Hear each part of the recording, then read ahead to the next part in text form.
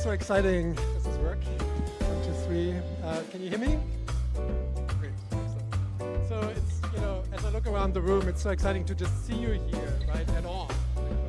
And for all of us to be together and, I'm grateful for everything we accomplished in the last year, working with many of you. And I think we should just hear some applause for all of us, just for being here and for all of us being here together. Can we hear that? Yes, thank you. And now we also have a live stream, so let's hear the same thing, like another applause for everyone who's joining us tonight through the live stream. We will do our very best to transmit the togetherness also into this online space, which is a bit unusual and new, but let's try. So let's hear this one more time. All right, okay, there we go. So today we have over 80 cooperators here, cooperative pioneers, workers, owners, trade unionists, policymakers, researchers, designers, technologists, activists from over 20 countries. And here for these 2 days at the majestic Humboldt University, and then for 4 days online. And in the name of the Platform Cooperativism Consortium, the Institute for Ecological Economy Research, and the WZB, the Social Science Center Berlin, we welcome each and one of you to the new Common Sense. And Jonas Pentzien for the Institute for the Ecological Economy Research has thanked our partners already and our collaborators, and the live stream began. But I also have to add a little bit more of this, and I'm sure you will be all very excited to hear some more names and acknowledgements. But this is how we have to go through the beginning of this event. So I want to extend my gratitude to the following organizations for their support of experiments with the digital cooperatives. I'm talking about the members of the PCC Circle for Cooperators. And without you, there would be no us. And that sounds like a mouthful, but it's really true.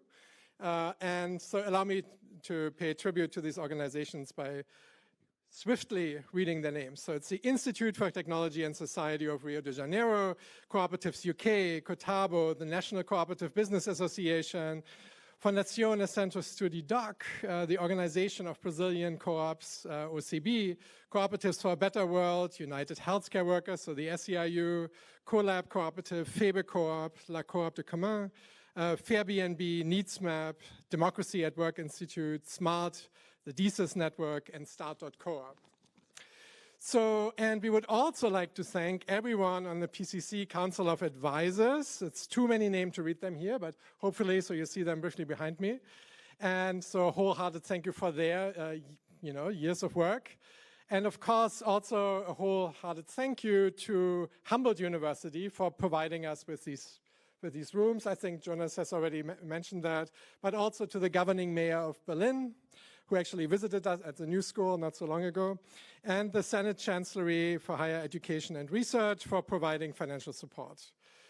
I would also like to highlight Mondragon, which, and here particularly Ana Aguirre, Inigo Landazabal, right, and Jose Marie Monasterio. I know I left out the middle names, you forgive me. So let's see where you are. Can you raise your hands? Come on, okay, excellent. And so together, since last year in April, we taught over 1,051 students together from 57 countries. Anna, I never met in person. We just met for the first time just a few minutes ago. And so we worked with 47 local organizations over those years, almost every day together, and it's been an intense ride. And as Jose Marie would always say, this is only the beginning, right? And so, of course, when you think about scale and what becomes conceivable, I think in the midst of this great economic uncertainty, previously unthinkable changes become possible, and I think this course is a testament to that, right? So now we would hear from Aman Badia, my colleague, but he's actually held up at the Indian Embassy, my valued PCC colleague, but then we will hear from Christine Gerber from the WZB, and then again from Jonas, right? So will one of you take on Aman's part? I am taking on Aman's part. I obviously cannot replace him, but he will be here with us later tonight, so we hope he will be here soon. But we will now start with the content, what we all came for. So platforms are more important than ever before, and this is only increasing. Even when Facebook now rebrands itself as Meta to pretend that it acts in a market brimming with competitors, we know that this is not the case. Market power is increasing, and the big winners of the COVID pandemic were these digital platforms. And these platforms, they fundamentally change how we go about our lives. Yet they do not emerge or continue in a vacuum. To the contrary, structural issues of inequality, racist and communal violence, gender and class-based exploitation, they are oftentimes reproduced and exacerbated through platformization. Most of us have an alienated relation to the internet. We don't have a say in how it's run. Privatization and concentration of power in a few hands make it such that there's almost no accountability towards the platforms that we use daily. But, now it's working. But there are alternatives, of course, which is why we're here today. They are still scattered, but they show us how we can relate to platforms differently, building on the rich lineage of social movements, of community ownership, and of progressive struggles. They are making democracy commonplace in the workplace and beyond that. They scale equality, and they contribute to the commons rather than just destroying our environment. So this conference is a gathering of people who not only show us that an alternative to the big tech consolidated universe is possible, but that it's already on its way. So the goal of this event, today and tomorrow and next week in the virtual sessions, is to assess how platform cooperatives have responded to the pandemic, to analyze inhibiting and supportive policies, and to discuss experiments with data cooperatives, with token systems, and with crypto networks, for example. But this is not just another PCC conference. The pandemic has really heightened the urgency for this ecosystem. We need to act decisively, quickly. We need to collaborate, and we need to consolidate. Insights, data, sources of finance, business models, policy recommendations, and research. Because this cannot wait. There are people who are suffering. And if we want a digital economy that works for us, then we need to make platform co-ops common sense. So in this sense, we want to make the new common sense a platform for people to connect, to reconnect. We want to make it a platform for us to understand how this ecosystem has coped with the pandemic and under these pandemic conditions. And we want this to be a platform to identify collectively what the next steps are that we need to take in order to move us towards a cooperative digital economy. So what's on the menu for the next days? We will learn about 4,000 taxi drivers in New York taking on Lyft. We will learn about Circles, a people-powered money system that hopes to promote local economy. And we will ask how Europe can defend autonomy, democracy, sustainability, and self-determination in the digital economy. So we will learn about a policy toolbox for municipal policymakers who want to support platform co-ops. We will learn how co-ops run organizations democratically across borders. And we will ask what kind of institutions are able to create meaningful relationships between platform cooperatives. We will examine extractive labor platforms. First of all, why do people use these sites and what do they expect? We will ask, can co-ops reduce socioeconomic inequality? Can they help us fight racism and establish a communal violence, gender and class-based exploitation? We will ask if the history of cooperative governance can meaningfully inspire experiments with bottom-up data governance. And we will ask if we can envision cooperative data trusts or, and look at early examples of that, right? So what's first on our menu? Well, first things first. Well, tonight, what we will do is we will draw a rough sketch of what the cooperative digital economy could look like. Francesca Bria, just arrived, welcome Francesca, will discuss with us how to envision, how to implement data sovereignty. And she will discuss with us which role European policy could play in putting technology to work for the green transition. And then we will hear from Trebor Scholz afterwards. And Trevor will bring us closer to the basics. What are platform co-ops? Because not everyone might know in the live stream or here in the room. And he will ask, well, what can they contribute? And what could they contribute also to a post-pandemic future? And then afterwards, we will go on the ground and we will hear from 2 platform co-ops that have experienced a big transformation and a big growth in the past year against all odds. On one hand, we will hear from the Drivers Cooperative, a cooperative from New York City that aims to create the 100% worker-owned ride-sharing company of the future. And we will hear from Circles, a people-powered money system that wants to strengthen the local economy in your community. And then afterwards, we will cap off the night with a performance lecture by the Berlin-based collective Treuhand Techno. Treuhand Techno explores the connections between the transformations that took place in the 1990s in Eastern Germany, and they will explore that relation, how this relates to the rise and the emergence of the subculture of techno. Because how could we ever put on an event in Berlin which does not bring together labor history and techno? So this is a promise. And of course, these experiences from back then are relevant today more than ever before, because today we have to rethink how we work and how we live. And we hope to be able to draw on this experience from back then. Okay, but with no further ado, I thank you very much.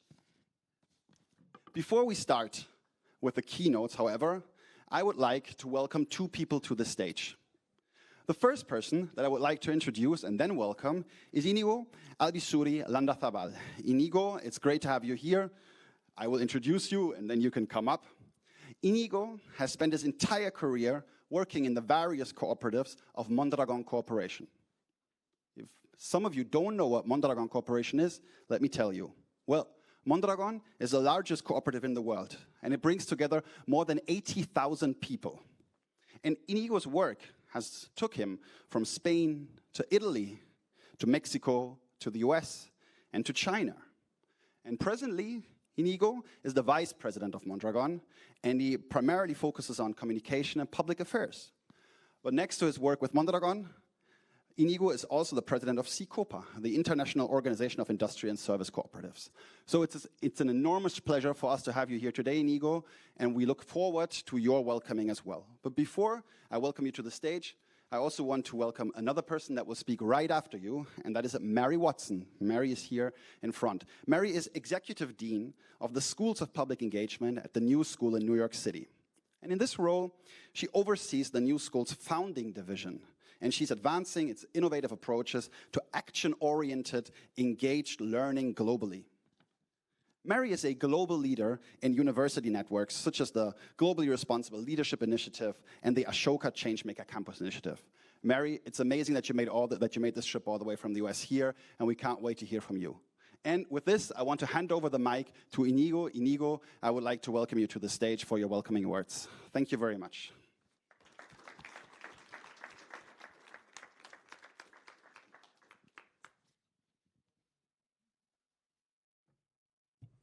Hello. Okay, thank you very much. Thank you very much. It's a real pleasure to be here with you all, finally. First of all, I would like to say thank you to all the people that has been working so hard in the organization of this event, that finally here we are. And it's a special pleasure, I have to say, because we are in the humble university. So I was kidding because of my origin. I'm Basque, and I live in Guernica. A lot of people know Guernica because of a painting of Picasso, and in Guernica, probably in the most beautiful park that we have an statute in honor to the memory of Humboldt. Because Humboldt, before founding this university, that is the oldest one in Berlin, traveled to Basque Country. And thanks to Humboldt, a lot of people understood that there was a crazy people called Basque with a very, very ancient habits, and one of them was the language, and another one was a kind of making decisions by voting, okay? So from then to now is what we have, cooperatives. So thank you to you all. For me, it's a great pleasure. I think that we are going to have the opportunity of talking of so many interesting things, okay? And what is in place is our future, okay? Not only the future of the cooperatives, okay, but also the future of the global world. So I am really excited about the different topics that we are going to talk, and it's a pleasure to have you all here and to see so many friends. Thank you very much and welcome.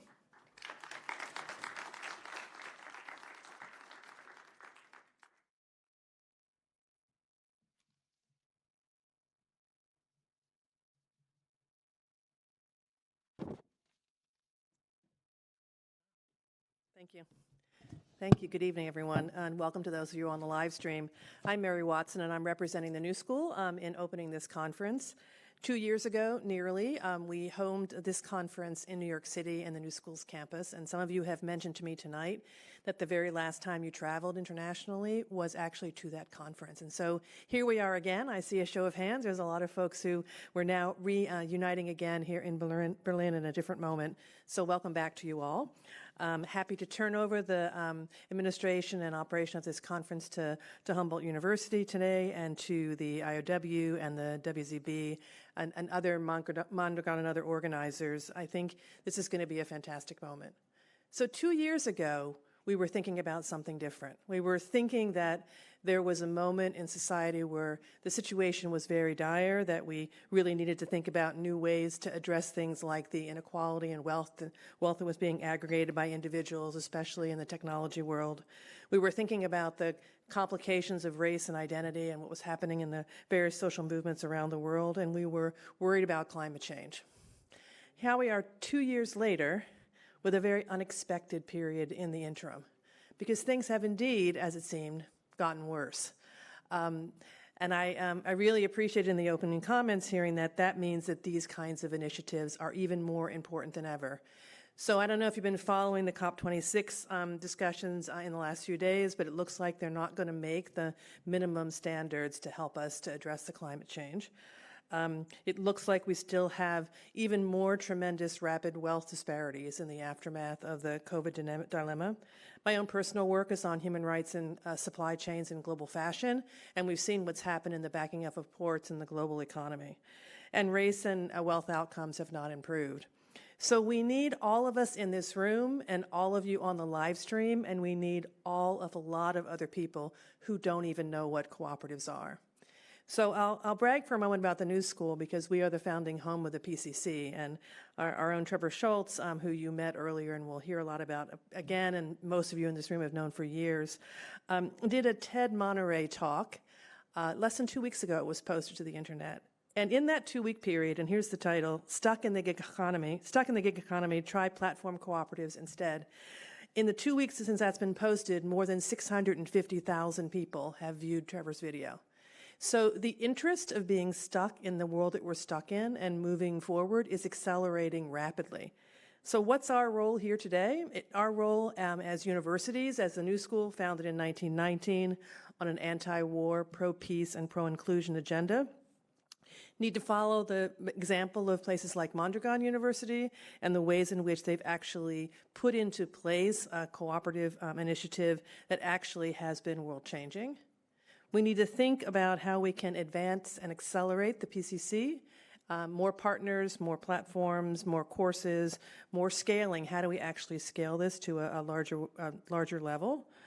We need to think about how we use our own institutional resources and power to form new partnerships, to expand the understanding of cooperatives, and to support that work that's going on here today. And then finally, I think we really need to lift up the public knowledge of the cooperative manner and figure out a way to advance cooperative leadership. If you think about most universities, and Mondragon aside, nearly 25% of American students, for example, study business or organizations as undergraduates. And how many of those students learn about cooperatives as a form of organizing? The answer is very few. So at the New School, we've put into place a new curriculum that actually brings this model into students' mindsets. We want cooperatives to be understood not just by those who already are doing cooperatives, not by those who need cooperatives, but all those who are learning about organizations and institutions to know that this is a legitimate, important, and essential model moving forward. So I welcome you to this event. I'll do a brief call out to Caroline Woodard from art.coop, who will be doing a session tomorrow. She convened a center at the New School's Vera List Center last week, a conversation about cooperatives in the art arena. This is everywhere. It's a small world. We're interconnected, but it's not just us. We need to find a way to get to everyone. So thank you.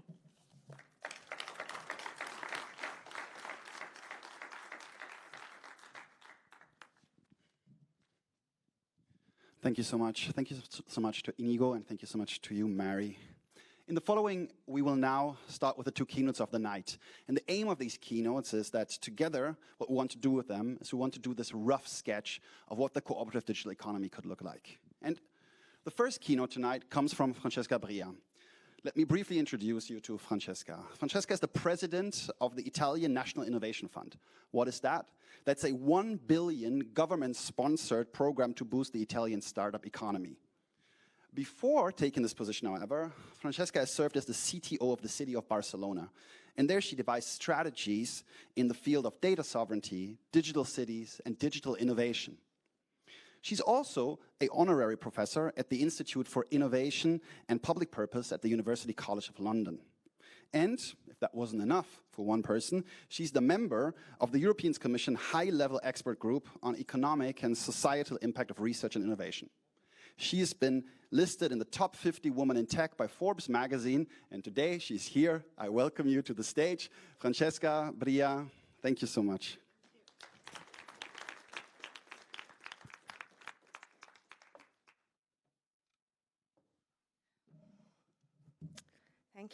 Thank you very much. It is great to be here.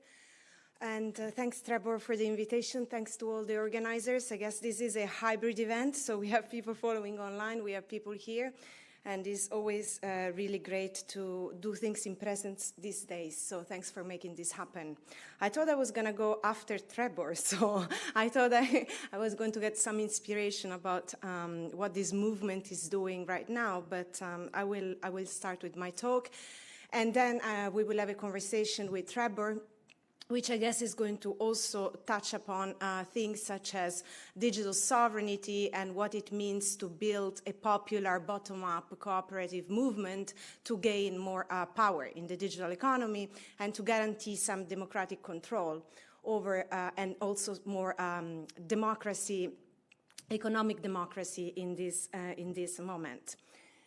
So, right, I will focus mainly on, a bit what Europe is doing at the moment in the post-pandemic times, and in particular what we are facing to re-democratize the digital economy.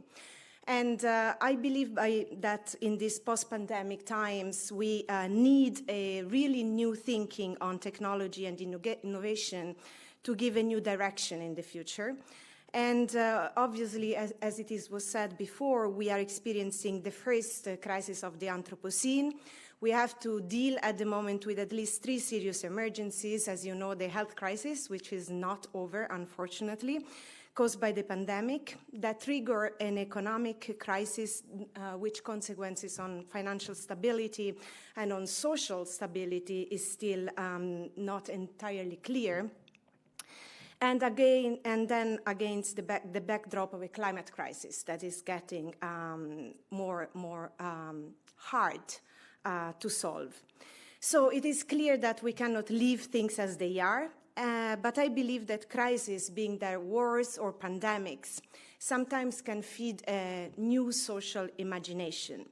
And we need institutional imagination and social imagination to redesign better societies and economies. So we need ideas like the ones that you're bringing here today that are radical, that are forward-looking, and that can potentially transform our economy and our societies, projecting us into a future that's more digital, more democratic, and zero emission. So we have a lot to do, and that's why I'm really excited to be here, because I think we also have to forge new coalitions and new progressive coalitions that will regard us here in this room, but also be much broader. So I go back because I want to say that obviously the technological trends that we see today, digitization, robotization, and automation of production, the advent of 5G, Internet of Things, artificial intelligence, and so on, are changing industry, society, government as we know it. And during the pandemic, we realized that digitization has become part of our daily life. So it's not with smart working, distance education, and acceleration in healthcare, a digitization of healthcare systems, but also, much more use of e-commerce and digital services as such. So it concerns daily life of citizens, of people. It's not anymore something that we can leave to technology experts. And we also know that digitization, we cannot just accelerate digitization. This is not enough. As a society, we must give it a direction. And also, it becomes really important, the question of power.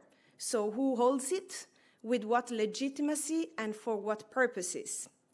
And it acquires a new type of meaning in the digital age. So from my point of view, we should use these post-pandemic times to push forward a new model for digital sovereignty, which means we can call it a green digital New Deal, because it is going to be about using digital technologies to achieve both social and economic sustainability. And so we're going to have to, as a society, and it's going to be a political choice, understand what kind of direction we see to digitization. If we look at the question of economic power, we see a new industrial concentration. Probably you're familiar with this kind of numbers. During the pandemic, we know that for the big tech, the pandemic has been a shock, but unlike all of us, and unlike the rest of the industries, it was a positive shock. So the major digital players, like the GAFAM from the US, Google, Amazon, Facebook, Apple, and Microsoft, and the Chinese equivalent, the BAT, Baidu, Alibaba, and Tencent, have achieved a market value of around 8 to 9 trillion US dollars. And today, the US technology shares are worth more than the entire European stock market for the first time in history. So big tech at the moment are not just driving the market, they are the market. And the 5 to 7 big tech companies are owning the digital economy. The real question is, can it work for all of us? And obviously, we have to make sure as a society that the digital capitalism doesn't represent a concentration of industrial, economic, and social power, which is going to be really impossible to break or even to decelerate at the moment. If we also look at another concentration of power, and we look at the rise of asset management capitalism, we see that we have a very strong power of the big three, which is the passive index fund industry, the ETFs, and the index mutual funds. So we see a reconcentration of corporate ownership. The era of asset management capitalism, as was said by Benjamin Brown and Adrian Buller, constitutes a new corporate governance regime whose implication for power and control in the wider economy we are only beginning to understand now. So the passive index fund industry is dominated by BlackRock, Vanguard, and State Street, and they occupy a really structural prominence in the network of corporate governments. So if we look at the data in October 2021, BlackRock was worth 10 trillion US dollar in asset under management, which is the equivalent to the entire global hedge fund, private equity, and venture capital industries combined. They control, BlackRock and Vanguard, around $20 trillion in asset, and they combine market share of around 50% in the booming market for exchange-traded funds. So they're not just big, they are universal, and they control major stakes in every firm, every asset class, every industry and geography in the global economy. So as you can see, there is a lot of concentration of power and capital in the economy at the moment. And the platform economy, as we know it, is increasingly based on intangible assets, which are data and intellectual property, rather than physical infrastructures. This we also know. And by taking advantage of a distributed supply chains and value chains, the platform are able to move from one sector to the other very, very quickly. So today, Google is able to move from search engine optimization to robotics to autonomous cars. Amazon can move from e-commerce to cloud computing to healthcare very quickly. Now, healthcare is the new big industry that is going to quickly be dominated by big tech players. So it is clear that wealth in this changed economic landscape will need to be captured and shared in very new ways. Let's also look at some other trends, which are probably very familiar, the ones of you here working on crypto assets or decentralized ledger technologies, which is digital money and probably digital euro or digital dollars at the moment. This is very rapid growth in the work of fintech and payment and digital currencies, where all the large digital platforms have launched their new money and digital payment systems. So Google Wallet, Alibaba with Alipay, Apple Pay, and Facebook Libra, now Diem cryptocurrency. And also recently, Bitcoin has marked a new high, exceeding a threshold of $1 trillion for the first time in history. And after quadrupling its value in 2020, Bitcoin rose more than 75% in 2021. I think also that cryptocurrencies and digital payment system will have a very strategic meaning because they enter people's daily life by building a link which is going to be very strong between people's digital identity, their personal data, and the payment system of these various services. So maybe when we talk about, the new thing, the new app that will disrupt the market again, I think this is going to be this one. And central banks are now prompting to finally act very quickly to regulate this phenomenon, but also to ride the wave with a transition to digital currencies issued by central banks. So over the last 20 months, more than 60 countries have experimented with national digital currencies. Of course, you are expert about the automation and the future of work and what kind of new social pact can emerge by this automation. There are two big debates on the future of work at the moment. Some economists, they say that it's the first industrial revolution that will destroy more jobs than it creates, and others say that it will only be replaced. So we will see new types of jobs being created in logistics, manufacturing, transport, but of course the supply chains, as we see today, will be strongly disrupted and completely redefined. We saw with the microchips crisis at the moment, which is affecting all industries in the economy. Also, we have to ask ourselves if these new professions, these new managerial models will create, as David Graeber was saying, only bullshit jobs, or they're going to be useless, meaningless, or there will be more precarization in the workplace, or, of course, if we can fight in this new sharing economy to have more job security, healthcare benefits, more pensions, more working rights, so a better working condition, and, of course, the cooperative managerial, but also the cooperative as a model of organizing more democratically and share resources and have a better salary will be one of the key things to have more safety nets to grow with this gig economy. Of course, it is clear that we need to anticipate these profound changes in the labor market, make much stricter labor laws in the gig economy, stop this insecurity and precarization, but obviously we're going to see more high-paying jobs that will be displaced due to industrial automation and artificial intelligence that will bring high and more efficient returns. And we also see much more fights in the gig economy, and I'm sure that Trebor will talk about that. So the algorithmic regulation, I think, is also going to be very, very important in the future, and understand how algorithmic regulation is impacting all these kind of new economic models. For example, we saw a fight for in the sharing economy in cities, so how new types of business models were affecting very central policies like affordable housing with Airbnb, or like public transportation systems with Uber. And more cities were coming together to demand, some kind of common regulation. For example, access to algorithms, access to data, asking this company to pay taxes locally, and also to respect local laws and local standards when they're implementing their business models. So behind a lot of this digital economy, and here I have to go, I think, pretty fast because I have very little time, we have a business model that's using data as a raw material. So data can be considered the raw material of the digital economy. And much of the business model of digital platform is based on monetization and manipulation of personal information and data.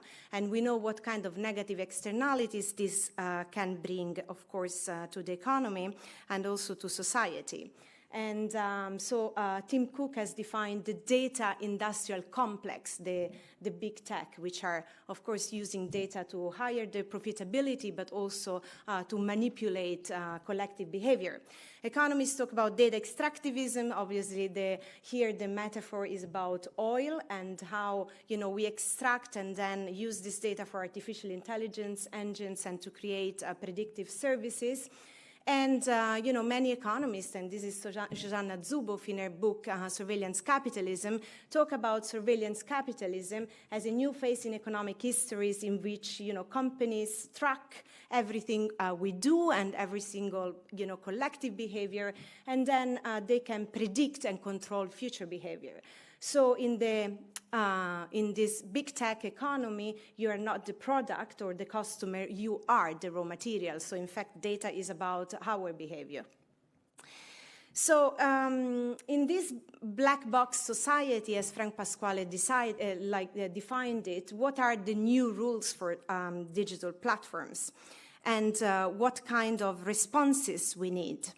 So this is not just an economic challenge, obviously. This is also a democratic challenge, because in this digital transition, things related to civil liberties, individual privacy, the very functioning of our democracy must be given central importance.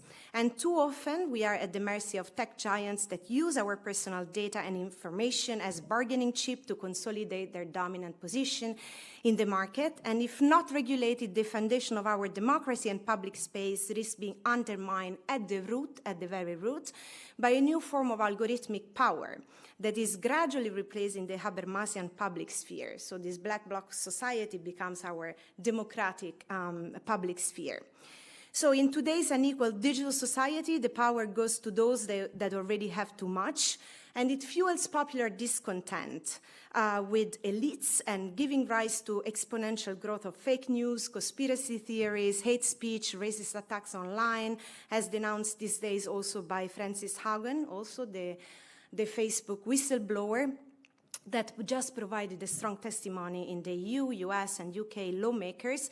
And she's really asking for a global momentum to regulate the social media giants. But obviously, we know that big tech alone cannot handle all this power. So according to Europe, and this is a space where Europe is very clear, the digital regulation must not be done by the digital oligarchy. This is a matter for the sovereign people, for government, for all of us, for the judiciary. So it should be about, a kind of democratic framework to regulate digital platforms. And we're going to have to monitor very closely what happens to the Digital Service Act and the Digital Market Act, but also the Data Governance Act. I think this is kind of new constitution for the digital age, which is proposed by the European Union at the moment. And we have to be very, very strong as people to monitor from the bottom up what will happen. I go very quickly by saying that we see a response in antitrust policy at the moment, and it is very important that this enormous financial power that large platform has cannot be used to further consolidate their dominant position. And antitrust is regaining priority, both in the US and in Europe. We've seen a strong acceleration. And also, you know, there is, of course, anti-competitive practices that are violating we are not talking only about consumer harm at the moment, but also citizens' harm. And we need to relate more closely competition laws with antitrust, with security of our data and ownership of data. And I hope this is the right time where in the Digital Service Act, we will be moving in this direction. And at the moment also, we saw a new antitrust suit, which has been lost by Google with the 2.8 billion in fine that Google is going to have to pay to the European Commission for their anti-competitive practices. So something is changing there. Then digital taxation is also a very big question. And at the moment, it is also clear that tech giants need a new digital taxation system, and they have to pay taxes where they have users and where they make profits. So without resorting to tax havens, where they make profits is where we give the data, so where the users are. So they need to pay taxes in the countries where they have users. And also, this is the first time that countries have agreed for a minimum corporate tax of 15%. Is not too high, but I think it's a very important step at OECD level to have a minimum corporate tax. So at a regulatory level, I think something is moving.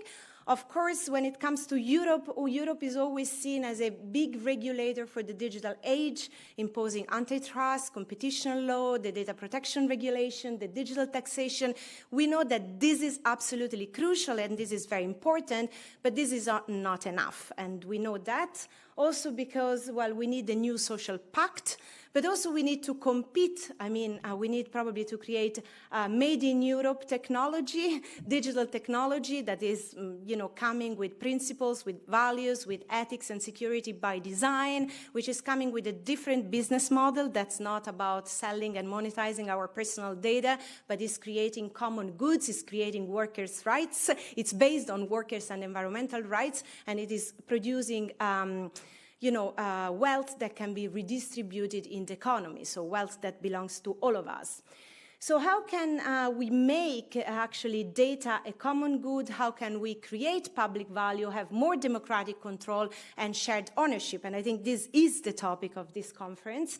And I will focus a little bit on what we can do to make data a common good, so how we can re-socialize, democratize access to data, but also make sure that data is not controlled by platforms or by the state, but is really controlled by all of us, by society, by citizens in the first place.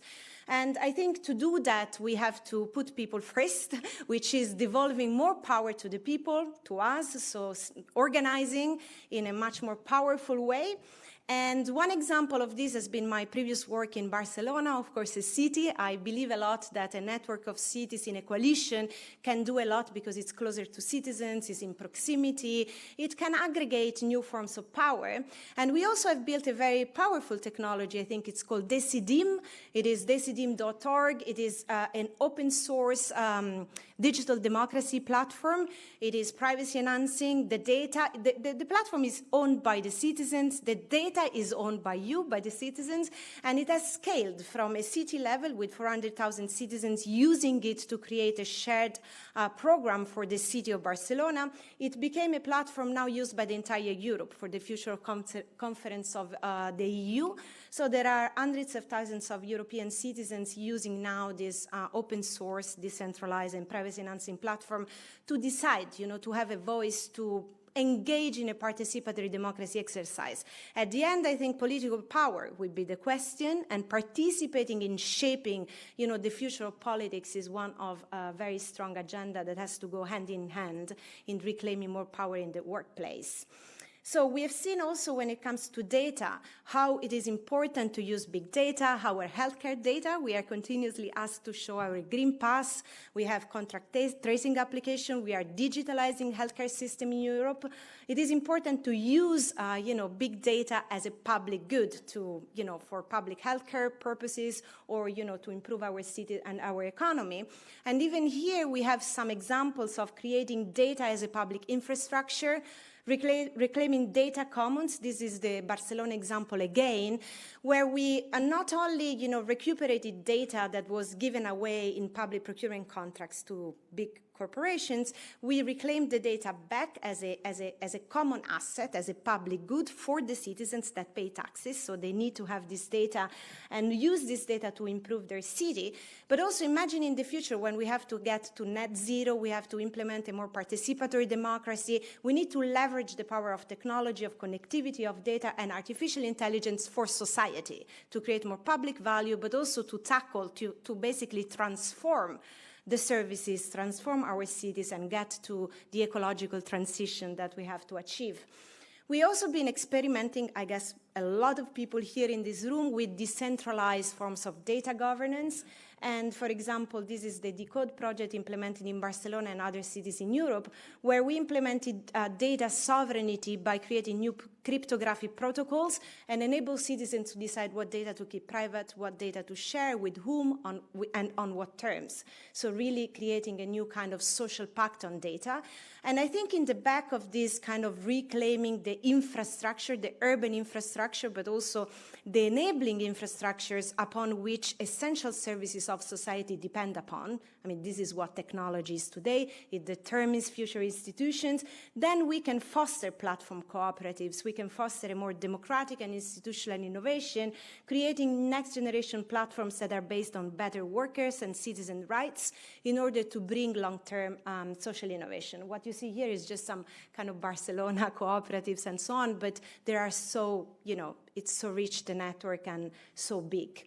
This is the European Data Trust and an example of what Europe can be to build a fair data economy. So kind of increase access to data, keeping the trust of citizens and consumers, and start to experiment with new fiduciary models. So new data trust in healthcare, in manufacturing, in mobility, in all kinds of services. And I think now we do have the moment to do this at a European scale with the Data Governance Act. So I'd imagine that a lot of the data cooperatives, but also just the platform cooperatives, or even just more traditional forms of cooperatives, will have a lot to contribute to this debate, how we can share the governance of intangible assets, such as data, and experiment with new forms, of access, of democratic control, and of redistribution of wealth. And this is very important.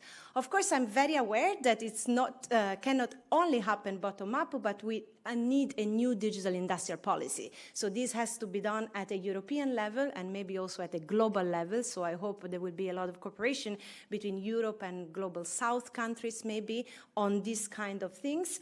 At the moment, there is a 400 billion investments in Europe on digitization. So it has to be our goal to make sure that not only we invest in future, critical infrastructures of our time, in 5G, in cloud, in AI, in microprocessor, in quantum computing, but that we also do that by creating some standards, ethical standards for data sovereignty, interoperability, and data security. One project is Gaia X in Europe, where we are trying to do that, trying to reclaim a kind of cloud service in Europe, but also not only centralized at industry level, but also enabling an interoperable open source ecosystem of much more decentralized services that can happen on top of this kind of more centralized infrastructure. So basically, I think we have to contest the fact that for the future of our digital society, we only have two models, which are the dominant and emerging model. On one side, we have the big tech Silicon Valley model, which is based on the surveillance capitalism paradigm that Shoshana Zuboff and others talk about, but also asset management capitalism and a lot of concentration of power. I mean, this model may seem convenient in the short term. Of course, we all use this kind of services that are provided by big tech, but in the long term, we're going to end up with an oligopoly of very big companies running our education, running our healthcare system, transportation, running our, welfare state. Then that's, I think, something that we don't want. On the other side, we have an emerging big state model, which is the kind of digital authoritarianism that we see emerging from China. And by the way, yes, they do control centralized, kind of centralized power, also not compatible with our idea of kind of civil liberties and social and economic rights that we have here in the West, but they're doing a lot to actually control and at the moment even, reform their big tech industry. And I think that both the big tech on one side and on the Silicon Valley side and the big state of China doesn't work for a democratic future society, and definitely it doesn't work here in Europe. So I think we have a big chance to put forward an alternative model for the digital society where, as I said before, civil liberty, individual rights, but also fundamental social and economic rights of people will be given a central importance. And I think it is the right time in this post-pandemic moment to say that between and beyond the big tech and the big state, we also have a big democracy model. And this big democracy model that Europe can advance and can advance for the entire world is going to have a strong regulation on one side, but also new forms of democratic control and democratic way to run the economy and society. So it will be grounded on citizen participation, on fundamental rights, on more workers' rights, and of course, kind of, pushing this digital revolution for the ecological transition, because we do have to basically, fight for our transformation of the economy, decarbonizing our society, and defeating climate change, which is a very important, the fundamental thing that we are facing. So this model of European digital sovereignty can be achieved, I think, only with an alliance coming from the bottom up. It cannot be done only top down by government, by industries. It's not going to work that way, but it will require a very strong alliance, and this alliance has to be made by cities, of course, and citizens, by the cooperative movement, by strong unions, which are reclaiming new type of rights in this economy, by progressive political parties, and this alliance, of course, should involve citizens themselves that have to reclaim more power. So I guess what we are discussing here is how we get to this hybrid, very strong form of alliance that will reclaim a new social contract for the digital age and will basically take us towards this digital sovereignty. And with digital sovereignty, I only mean that as a society, we should be able to set the direction for the future, for the technological progress, and for our future, putting data at the service of people and the ecological transition, and putting also this technological power at the service of people and the ecological transition. So I guess this is my contribution, that we should reclaim economic and social power, and in order to give a direction to, and in this moment we have an historical opportunity to do that. So thank you very much, and hopefully we will engage in a conversation on how to achieve this big goal. Thank you.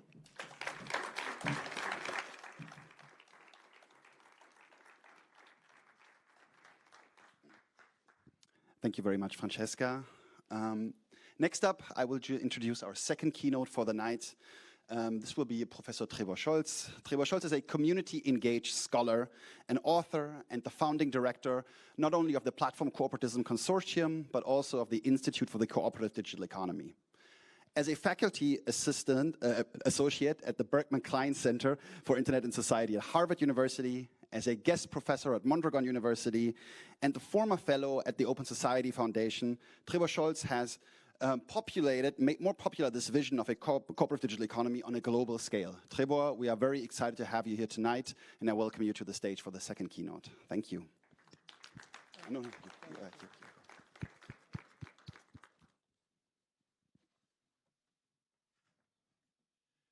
Well, thank you, Francesca, for this very difficult to follow act. I will try.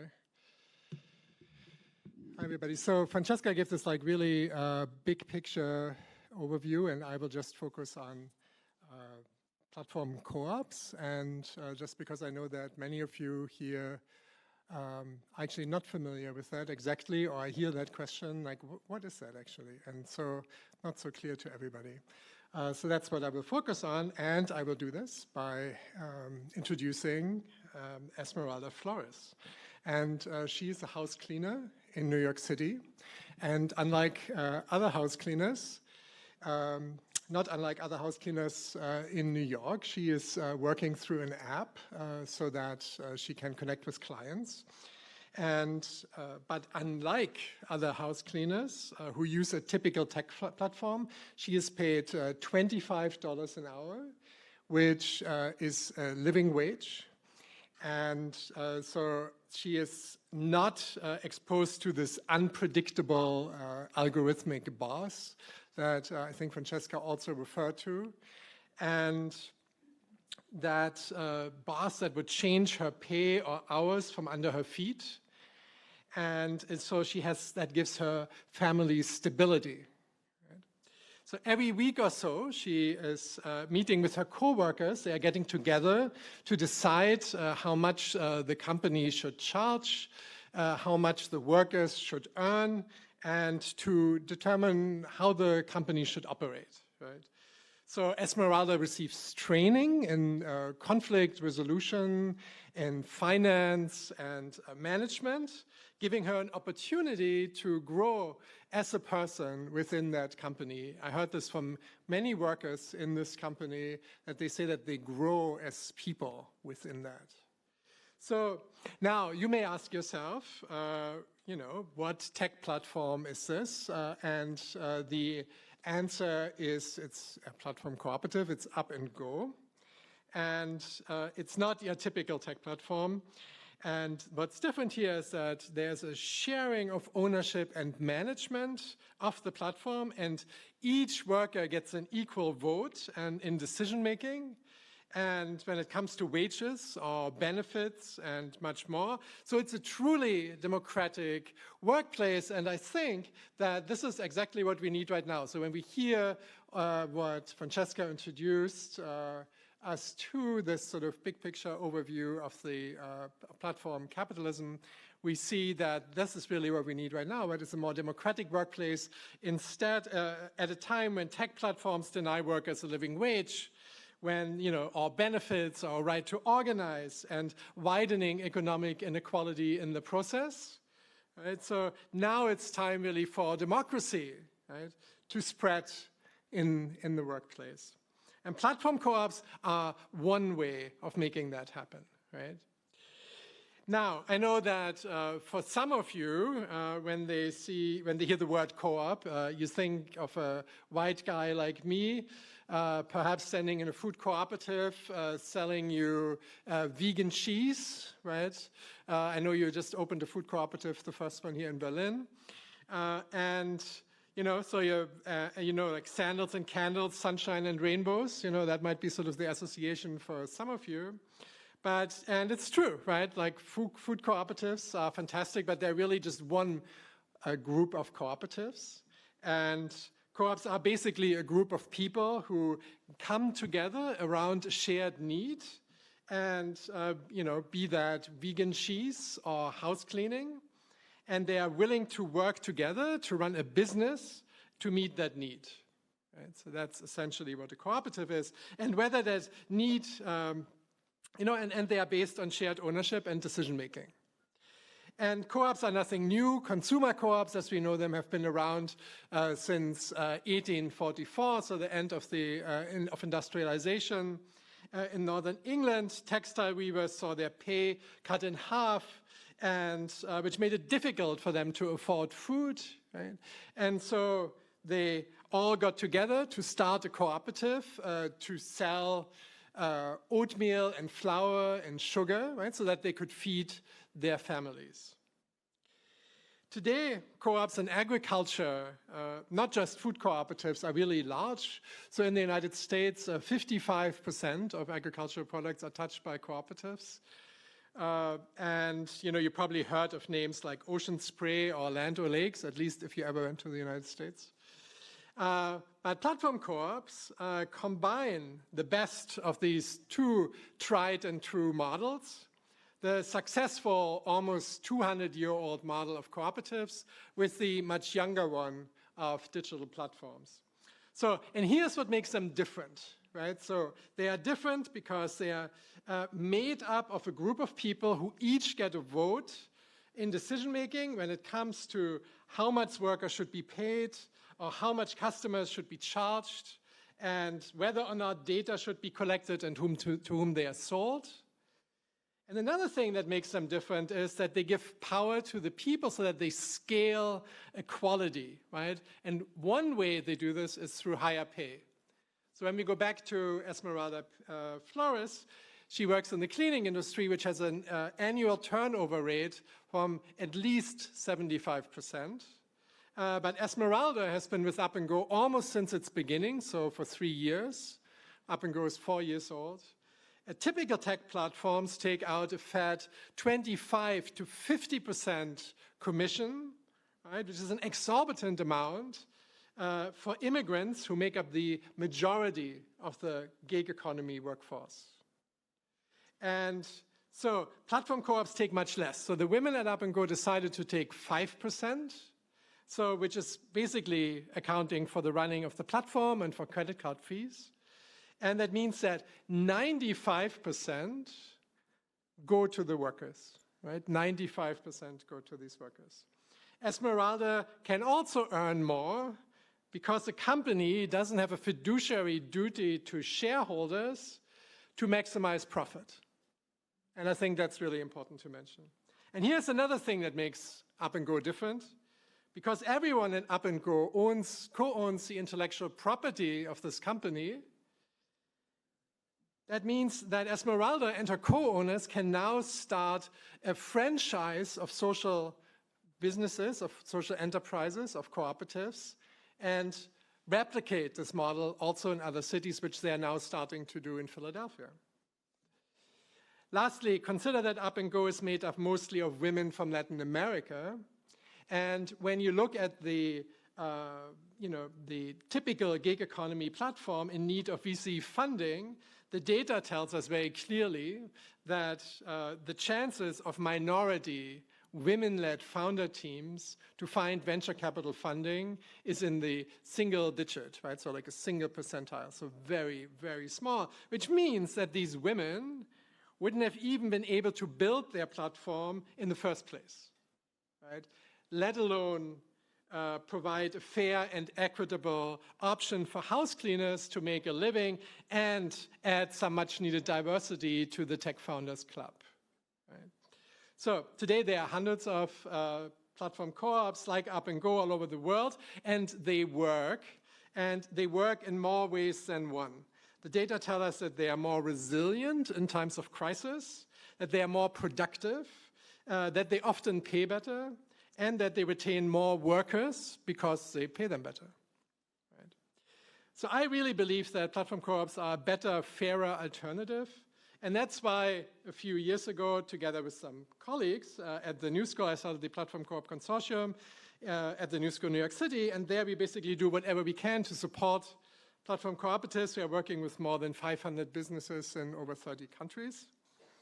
But let me tell you just about a few platform co-ops that are really close to my heart. And this is, of course, always very tricky because the 3 that I can introduce means that there are hundreds that I cannot talk about, and they're also very close to my heart. But I picked 3 because this has to be a short talk. So let's start with, this is the directory of platform co-ops that you can find on our website.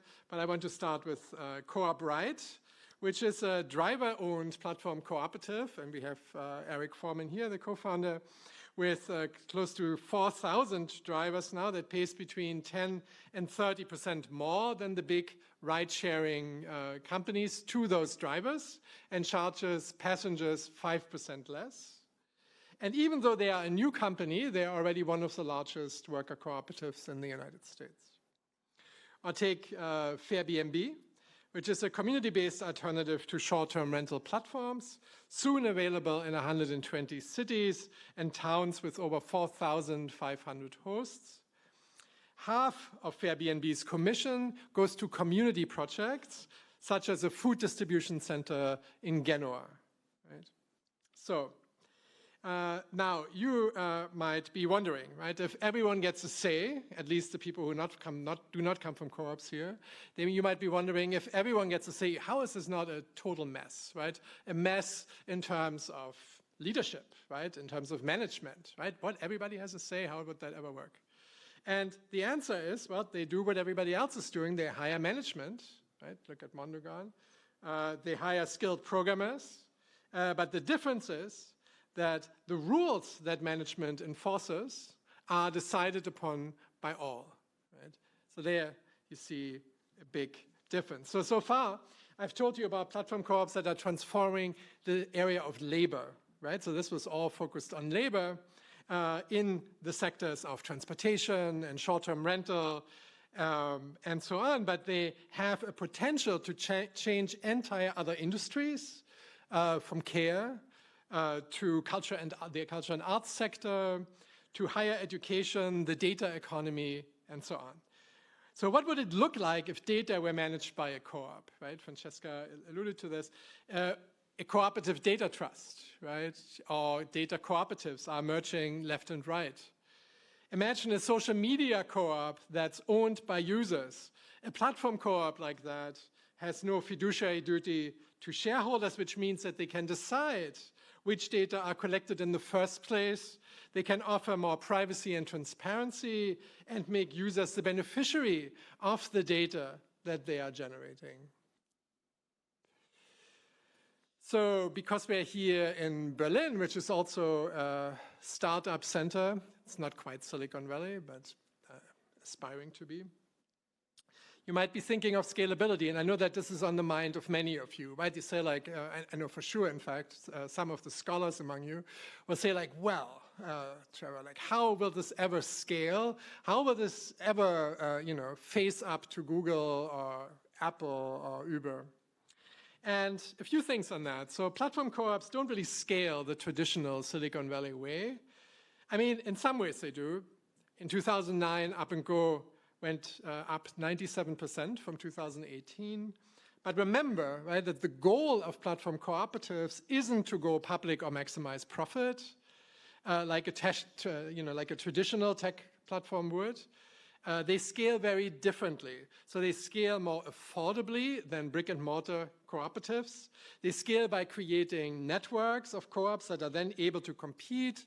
They scale more quickly because members of the co-ops can be anywhere in the world.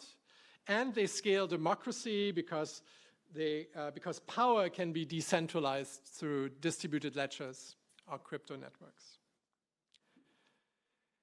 So that's why I want instructors to teach about this model in law schools and business schools and high schools and all schools. And that's why I encourage entrepreneurs to start one, to consider starting one instead of another typical gig economy platform. And that's why I think that incubators should really include this model, and why I think that unions should start platform cooperatives, and why I want ethical social impact investors, if there are any here in the audience or online, to consider them and create an amazing legacy of equality. So now I'm not here to tell you that this is sort of a one-fits-all solution in any way, shape, or form. I think this is not the one solution to fix economic inequality. But we need more variety in the economy. I think that is definitely clear. We need unionized private enterprises. We need tech worker alliances, employee ownership, in addition, right, to platform cooperatives, because we face big challenges, but here's what gives me a lot of hope, right? When we see that markets fail and government safety nets break down, people turn to each other. Right? They have done this for hundreds of years. People cooperate to form food cooperatives so that they can feed themselves. They form platform cooperatives so that they can make a living cleaning people's homes. And when markets and governments for too long fail to address structural racism, misogyny, and economic inequality, they form institutions, right? Such as the Black Panthers Free Breakfast Program for Children, or the AFL-CIO, the largest federation of unions in the United States. So the aspiration to participatory democracy has spread all over the world, and now it's time for it to spread in the workplace. Thank you.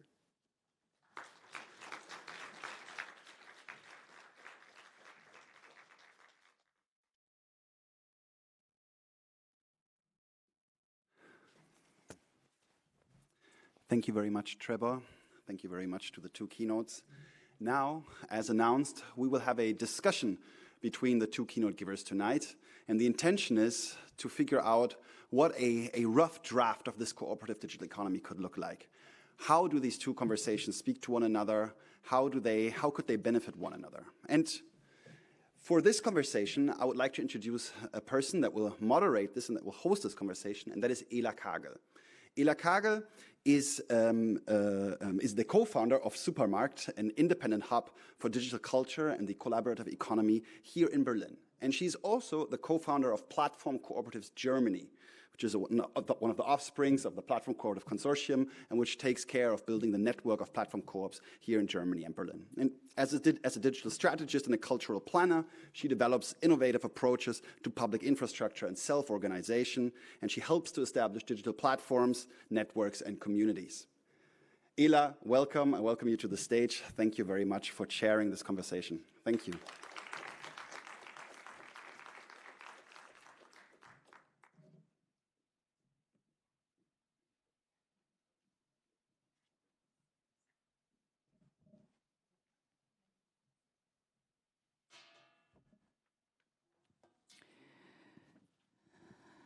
Good evening, and thank you so much, Francesca, and thanks, Trevor, for two super inspiring talks. And yeah, I think I can speak for everybody that both contributions have been extremely helpful in setting the tone and the agenda for the conference this weekend. So I suggest let's just stay on this big picture overview, because there's still a lot to talk about before we then dig deeper into projects and strategies from tomorrow on. Francesca, I would like to ask you a little bit more about your vision of data sovereignty. I think you did a great job in inspiring us of how a future could look like towards the end of your talk. But given the next steps that really have to be taken, what would you say? What is important right now? Yes, so great. Thank you for the question. I think I will start by saying that for me, one of the main limitations of the tech conversation we are having is that it still stays in a very technology space. So the reason why I thought it was was very important to do this kind of, let's say, new ownership data models from cities and really start experimenting and piloting new forms of data democracy in cities, it was really because we needed to communicate to citizens what were the benefits of data sovereignty. So instead of just having a conversation, which of course is very important regarding our privacy and information self-determination and cryptography and open protocols and open standards, which of course are things that I really care about, but they stay in the kind of tech space. They appeal to developers, to technologies, to people that are very informed about what technology is. If you go in the street in the post-pandemic times even more, and you talk to people about, data sovereignty, they don't really get it. I mean, they don't understand what's the relationship between data sovereignty and affordable housing. They don't understand the relationship between data sovereignty and better wages. They don't understand the relationship between data sovereignty and who is controlling the future of healthcare, right? And redistribution of wealth in the economy. So I wanted to, to start from a point to make this very tangible, to tell people, this is actually related to affordable housing. And of course, in Barcelona, we had a lot of a very strong, popular movement that was protesting because of the negative impact of Airbnb. I think in Berlin, you have a similar thing where you had a referendum for taking back the ownership of public housing from, big developers. These kind of things have to be tangible and have to show that, we can have a strong alliance of people that understand why it is important to reclaim the sovereignty of our data and why, for instance, data is absolutely crucial for net zero policies in cities, right? Because if you don't know CO2 emissions, if you don't have a map of CO2 emissions, if you don't know how much electricity you're spending, how much retrofitting your house can you can consume less energy. All of these actually, who is controlling data and how then data is used is very important. And then, of course, the kind of stuff that I show you about the value of data in today's economy, which is very important because it's a fictitious commodity and it's creating these bubbles in the big tech economy. So I think that was my starting point, but I'm completely aware, and that's why I started from a big picture that tells you, okay, we have this kind of big players, which are the big tech, 8 to 9, 10 trillion that they control in the economy. Then we have the asset manager capitalism. We have this big picture. We need to do it at least starting from EU level and say this is going to also be about big infrastructure development. So I think this is a big thing that we have to discuss, because I understand in order to democratize this digital economy, the big infrastructures we need actually requires long-term public and private investment. So I'm actually happy that now, because of the pandemic, we have 3 trillion recovery in Europe, around 3 trillion euros. We have the national recovery plans, which are investing a lot of money into the green and digital transition with social cohesion. And I think it is our task to make sure it happens the way we are envisioning here. Because, it also can reinforce the status quo even more. And we know that. So we have to make sure that this happens, democratizing really and engaging communities.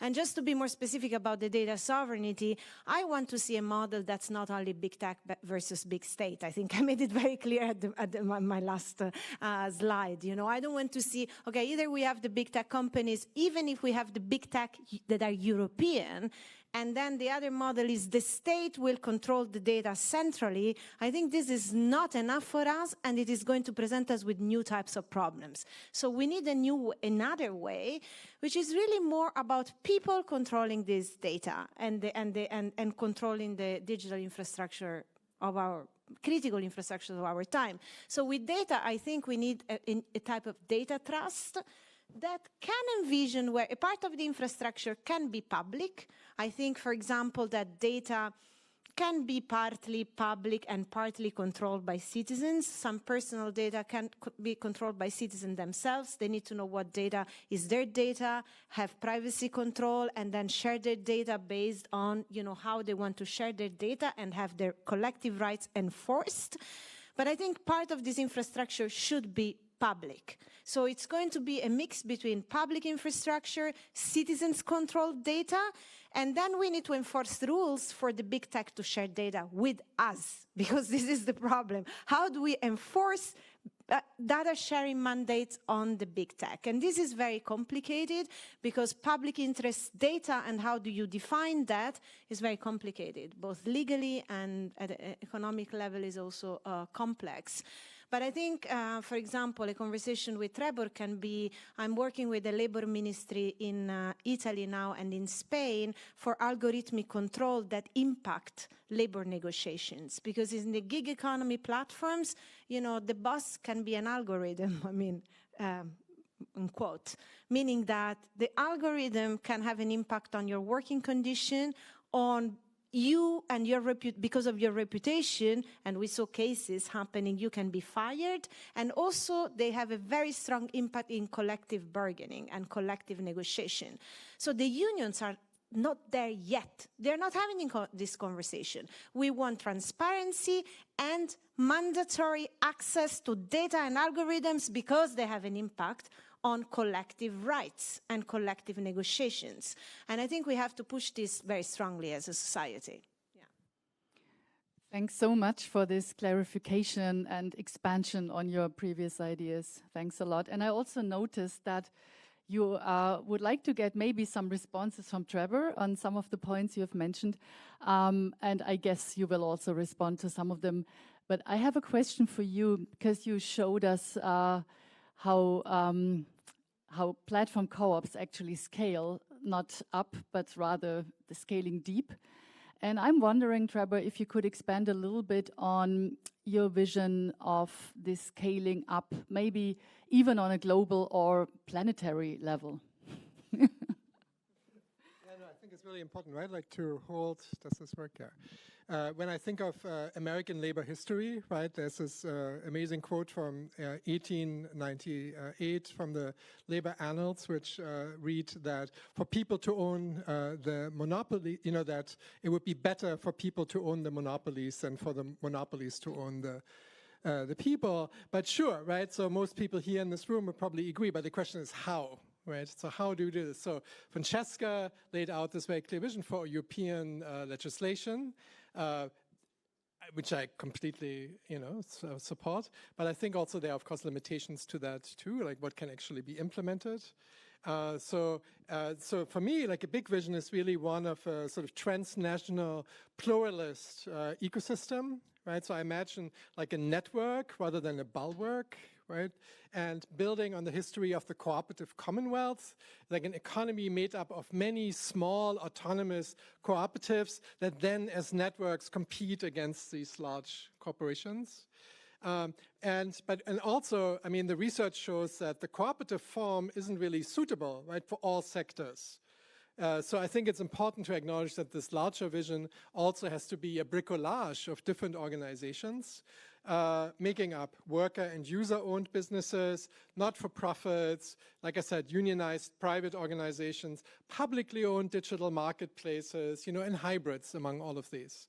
And so it's a vision that doesn't really prioritize like one model over the other, and basically tailors it to these different sectors because I think the sectors demand different sizes and structures, right? So to say like everything should be a large cooperative, I don't think would really work. And I think, so this is really important that I think many for people here in the room also, that we should really stop these circular firing squads about like whose solution is better or like how, like to fetishize one organizational form over the other, right? But to understand that we're really together in this, in the building of this sort of larger pluralistic ecosystem. And so it's a commonwealth that co-produces a commons.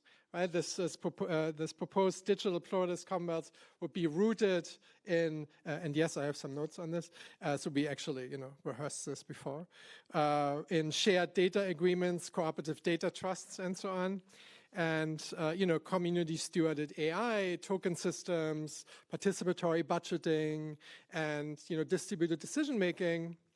And also, again, like drawing on the legacies of antitrust and nationalization, right? We see exactly as Francesca said, that there's a promising strategies to, let's say, halt Amazon's power grab, right? There's the antitrust agenda, especially picking up steam with legal scholar and chair of the Federal Trade Commission, right? Our friend Lina Khan. Or, look to Argentina, where you have a national postal service implementing a state-owned online marketplace, etc. But their historical merits and future potential, however, right, both antitrust and nationalization have significant limitations. For example, breaking up Amazon as such would do nothing to alter the exploitative nature or underpinning the corporation's various branches. Nationalization would cut Amazon's global logistics network into disparate pieces, which would eventually regain dominance. So beyond doubts about the likelihood of nationalization, which would be like a whole other question, it would also run the danger of replacing Amazon's private stranglehold over local economies with US government-led data colonialism, right? So if we acknowledge that, and while I fully support, right, antitrust and unionization and nationalization and the creation of really all forms of associational power among workers, I think cooperativism really offers an appealing alternative to challenge this existing corporate monoculture. And there's much more to say about this, but maybe we should be more dialogical and not engage. Yeah, thanks for that. Francesca, if there are any points you would like to respond, please do. But I would also like to tie in a question that emerged while I was listening to your talk, and that's about values, right? So, and it's also about the expectations that many people have towards the European Union when it's about, you know, democratizing the platform economy as we know it. Where do you see a more humane version of the digital economy emerging in Europe? And are there any examples where you say, this is really interesting to look at? Sure. Well, I actually agree with the fact that we have to go beyond Europe, right? So don't get me wrong there. I don't want to reproduce this kind of Eurocentric view because it doesn't make any sense today. But I think that we have a fight to here in Europe to really be to happen. And this fight is really about democratizing this economy at the moment. And I think, obviously, I try to explain in my talk, when we talk about the digital economy, it's not a digital economy separated from the rest of the economy, right? I mean, it's we are just showing how these big tech companies are becoming much more dominant in today's economy, and their power and their infrastructural power, which I think it's something very strong because they have a very strong financial power, but the infrastructural power for me is very worrying because, as I said also during my talk, and it was very clear during the pandemic when all of a sudden, because we had this rapid digitization kind of quickly bringing, you know, smart working and distance education and lots of like online services, we understood how how dependent on a certain point we were on big tech run infrastructure for basic essential services of society. So who is running those critical infrastructures today? And do we have the capacity, not only investment capacity, but real industrial and societal capacity to run it democratically as a society? I think the answer today is no. And this is worrying for a lot of different reasons. And for me, Europe, okay, yes, the question is about fundamental rights, is about socio-economic rights, and is about redistribution of wealth and power, yes. I think Europe has a very advanced tradition jurisprudentially when it comes to constitutional rights. I mean, here you have the rights to information self-determination, which is absolutely in contrast with the logic of with the business logic of the platform economy, no doubts. I mean, how do you justify an economy that's run on monetizing and manipulating personal data and information? Well, actually, if you look at our constitution, it should be illegal. Now, can you make it illegal by law? Not really sure. The data protection regulation, I mean, goes close to that, but obviously it's not implemented at its full possibility. But I mean, you would say specific business models that we see happening, and that's why I was citing this whistleblower from Facebook, because she was there and she was saying, you know, this is absolutely critical for society because, you know, young people are getting crazy and because you're creating all these negative externalities and this conspiracy and hate speech and populism and blah, blah, blah. It is an externality of the business model. So I think this is where Europe could be much stronger to put forward, you know, our constitutional rights and principles and to say, well, we have to find a different business model. I mean, this is not going to work for our society. And so I believe we're still possibly on time to give this fight, but on this level I can be, you know, some people tell me you are so optimistic. I mean, are you crazy? Look at the market data. I mean, you are just out, you know, you cannot do it. But I believe, you know, this is not, you know, this is the beginning of the industrialization of the internet, if you want. So we are still at a moment where this is now becoming inside our society in many different sectors and is now disrupting the welfare state, healthcare, education, and so on. We need to decide as a society where we are going. Right? What is going to be the model? And on top of that, just to be realistic, the climate emergency and the climate crisis just makes this so much more of an issue. Because I think, and I was trying to actually a little bit rethink my entire work at the light of what's happening, or our consciousness about what's happening, because what's happening we know, but let's say our popular consciousness about what's happening by saying, right, if we do not put all of this at the service of decarbonizing the economy, changing the, changing completely the production system and the economic development model as such, we are dead. So, so this should be the focus, right? And it should be the focus. And I think then this big Green Deal or big green state or whatever, I think the role of the state can be another conversation, but maybe not for now, for another event.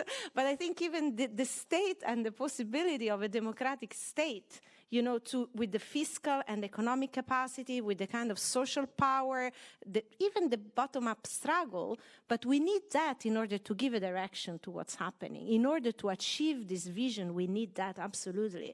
I mean, now in Germany, you're changing government, you have a coalition agreement.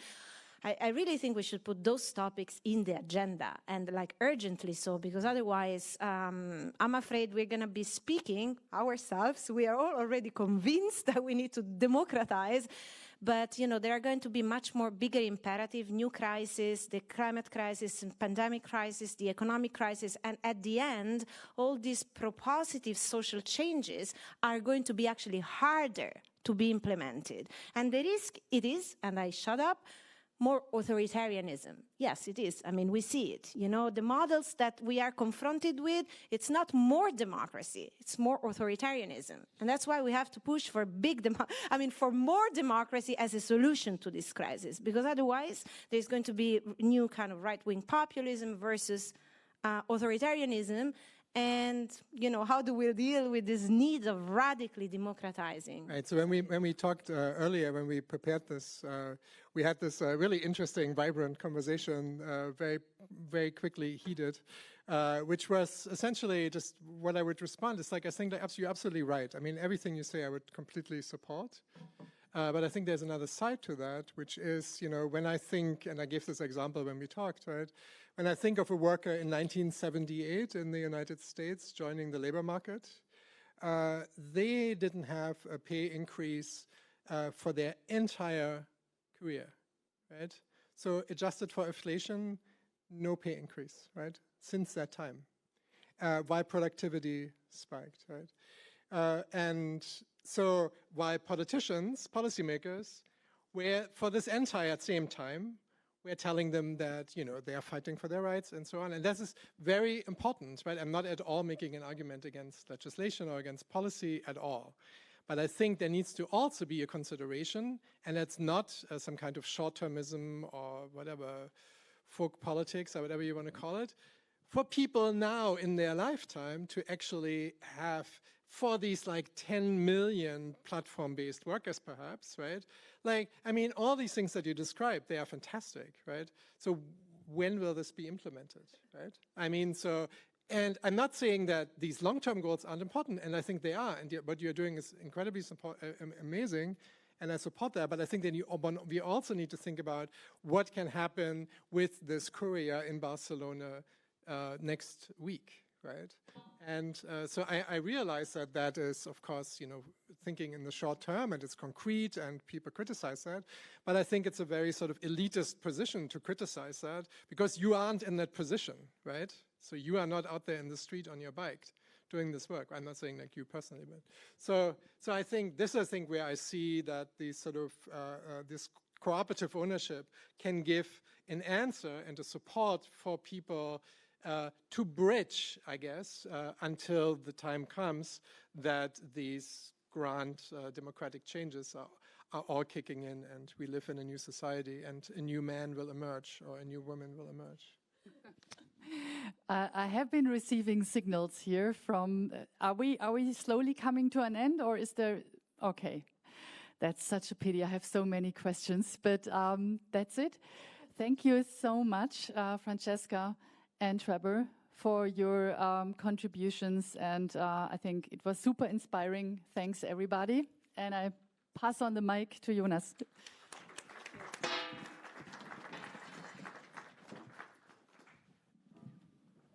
Yeah, thank you so much. Thank you to Francesca, to Trebor, and to Ela. Thank you. What a way to kick off the conference. This is obviously a very inspiring, and a lot of large questions, big picture questions, but also smaller picture questions were raised, and I'm sure that these questions will stick with us over the rest of the night tonight, but also tomorrow. Next up, we want to really dig deeper inside of this ecosystem of platform co-ops, and we want to look at recent developments. What has actually happened in the past years since we've last met? As Mary has so eloquently put it in the beginning, this is 2 years ago. And one of the most significant shifts since then is obviously the pandemic-induced greater emphasis on the internet. And in the following minutes, we want to ask, well, how have platform co-ops coped with COVID-19? What responses were they able to give? And what role could they potentially play in a post-pandemic digital economy? And you will learn about two groups concretely. The first one is the Drivers Cooperative, and that's a cooperative from New York City that is aiming to create the 100% worker-owned ride-sharing platform of the future. And the second that you will learn about is Circles, a people's-powered cooperative that aims at strengthening the local economy in your community. And I want to briefly introduce you to the two great representatives that we have here today with us that will present to us how these platforms have emerged and what they have done in the past year. And the first one that I want to welcome to the stage is Eric Forman. Eric, wait, give me one more second, because otherwise people won't know who you are. Eric has been active in the labor movement for over 15 years now, before turning towards cooperative development as a strategy for system change. And today, Eric is the co-founder of not only one, but two exciting organizations in the platform co-op space. The first one, that's the Drivers Cooperative. That's the one that he's going to be speaking about today. We will hear about this more in just a second. But there's also the People's Choice Communications Cooperative. And with that, he's currently in the process of building the world's first worker-owned internet service provider. So a lot to speak about. Eric, can't wait to have you here on stage. Just give me one more second, because I will also introduce the other person that will speak right after you, and that is Blanca Vey. Blanca has been working with Circles for roughly 3 years now, and more or less a year ago, if I'm correct, so in the midst of the pandemic, Blanca has co-founded the Circles Cooperative. And what is the Circles Cooperative? That's the new legal entity with which Circles wants to organize its Universal Basic Income project. So what that means, Blanca will explain to us in just a second. But before Circles, Blanca worked, as she told me in our conversation beforehand, she worked as a delivery courier for Foodora, so experiencing firsthand what it means to sell your labor force under platform capitalism.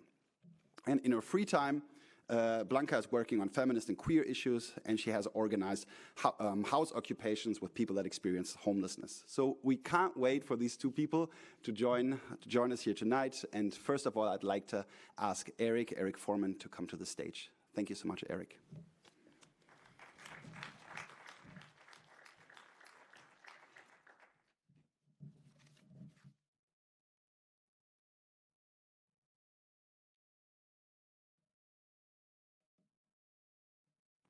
Thank you so much, Jonas, and thank you, Trebor, thank you, Christina, and thank you, everybody, for being here, and everybody whose collective labor produced this event.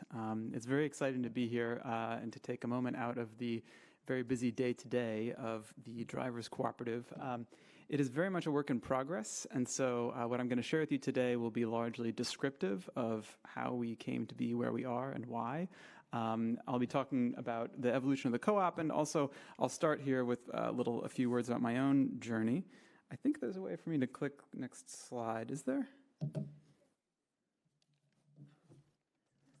Oh, that, okay. Yes. This technology once again creating problems, as it usually does. They say it's all about solutions, but from what I can tell, it's mostly creates problems in the world. Anyway, techno-optimism. We're not going to go into that debate today. So what you see here is one of the launch event of Co-op Ride, which is a rideshare platform launched by the Drivers Cooperative. I'm one of the many little people in this picture, and so I want to begin by thanking I would literally need to thank thousands of people if I was going to thank everybody who made this possible, many of whom are actually in this room because we very much grew out of this movement. Our core group actually went to the Platform Cooperativism Conference in 2019 in New York City, and were inspired there. So that's one of the things that helped us land where we are. But I in particular want to thank my co-founders Alyssa Orlando, Ken Lewis, Mohammed Hassan, and Steve Slay, David Alexis, and Hank Turan, who couldn't be here in person, but maybe watching online. This has been a work of cooperation through and through. So what you see here is the May 1st, 2021, which is not that long ago, we began distributing shares to our members in Flushing Meadows, Corona Park, in Queens, and New York City. Let me tell you a little bit about how we got there, and I'll begin with my own journey and how I ended up getting involved in far too many cooperatives. So this is me 13 years ago. About 13 years ago, I got involved in the labor movement, and I got involved for reasons that actually have to do with the city of Berlin. I was an exchange student here when the Iraq War started, and when 9/11, or shortly before the Iraq War started, when 9/11 happened. And it was in this city that I, as an American teenager who had grown up in the suburbs in the ahistorical reality of neoliberal capitalism of the late 90s, learned that other worlds could exist. This is a city that has transitioned from liberal capitalism to fascism to socialism, back to liberal capitalism, maybe back to, and continues to evolve. It's a place where the full range of, well, not the full range, but where a large part of the range of human political systems are on display.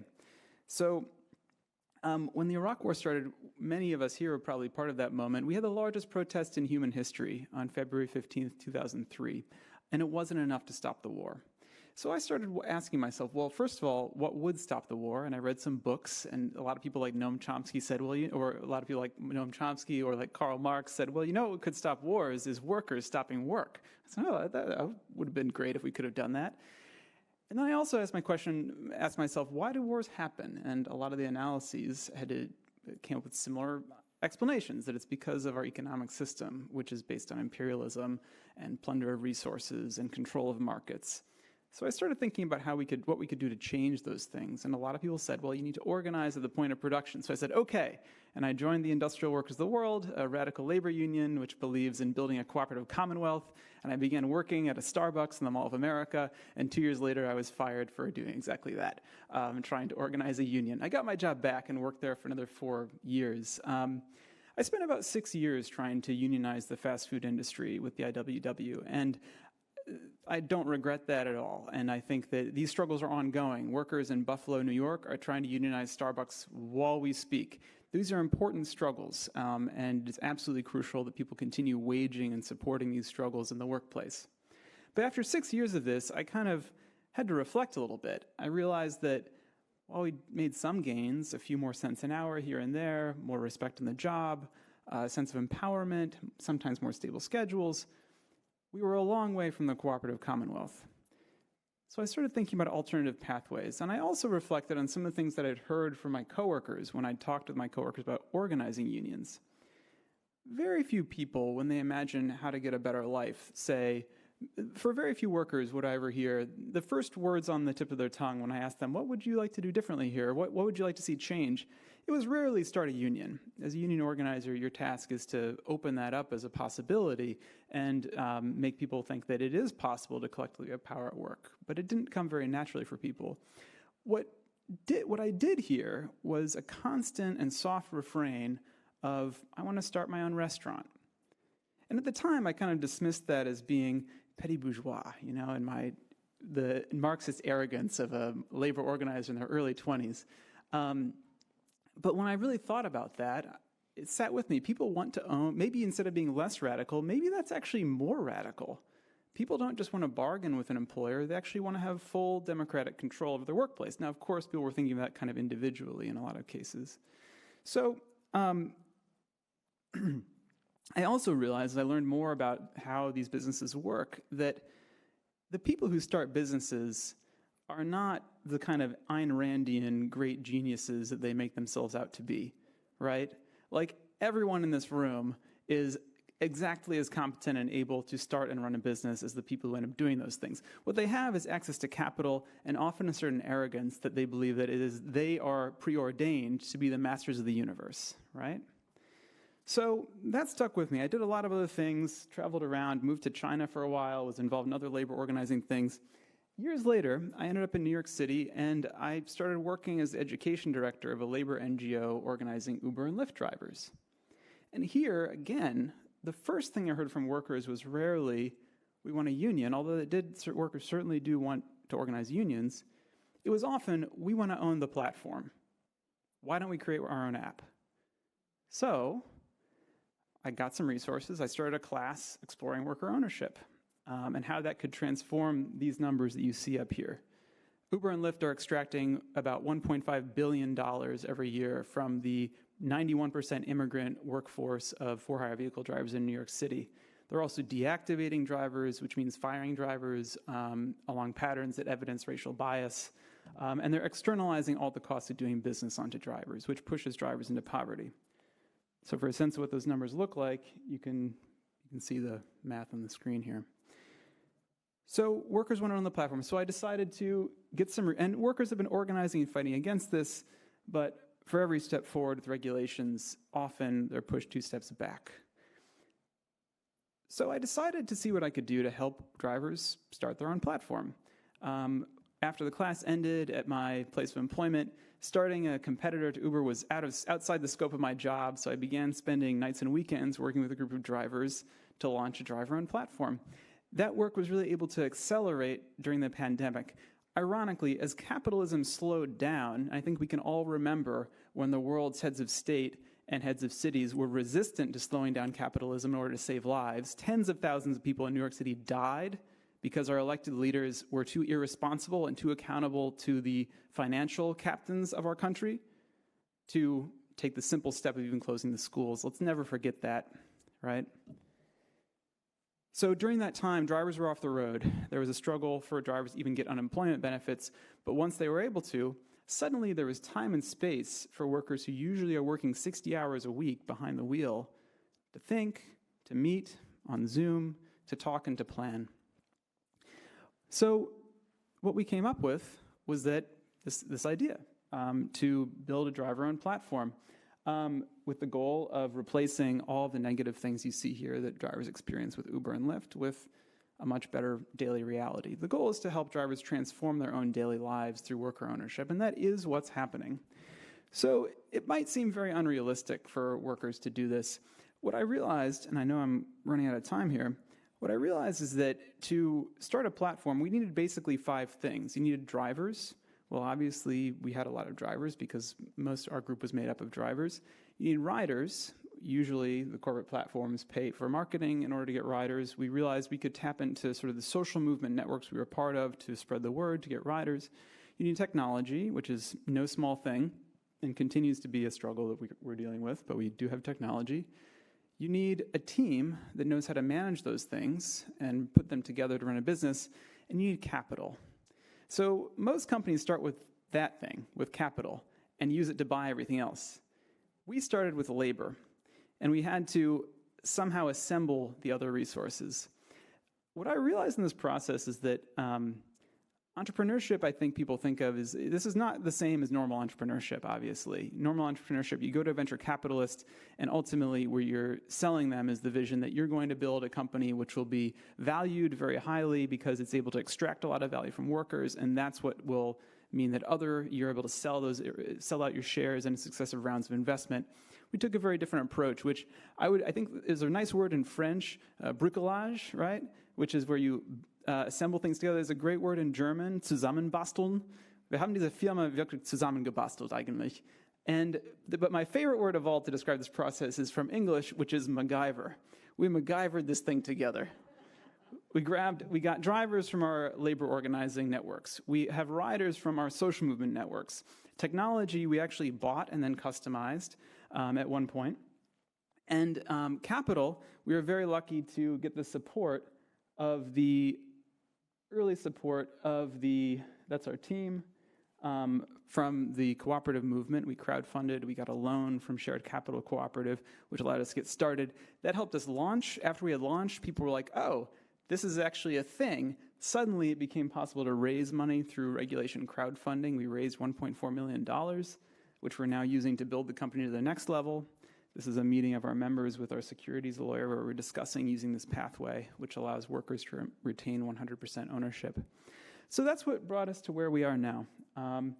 And I think I'll wrap up here. I could talk about where we're going next, participatory design of technology, continuing to use labor organizing strategies to expand and build our organization. But maybe where I'll end is if you're in New York City, please download Co-op Ride. You can go to our website, drivers.coop, or go to the App Store or Android Store and take a trip with our members. It's the only service in New York which allows you to hail somebody who you can talk about co-ops with at the click of a button.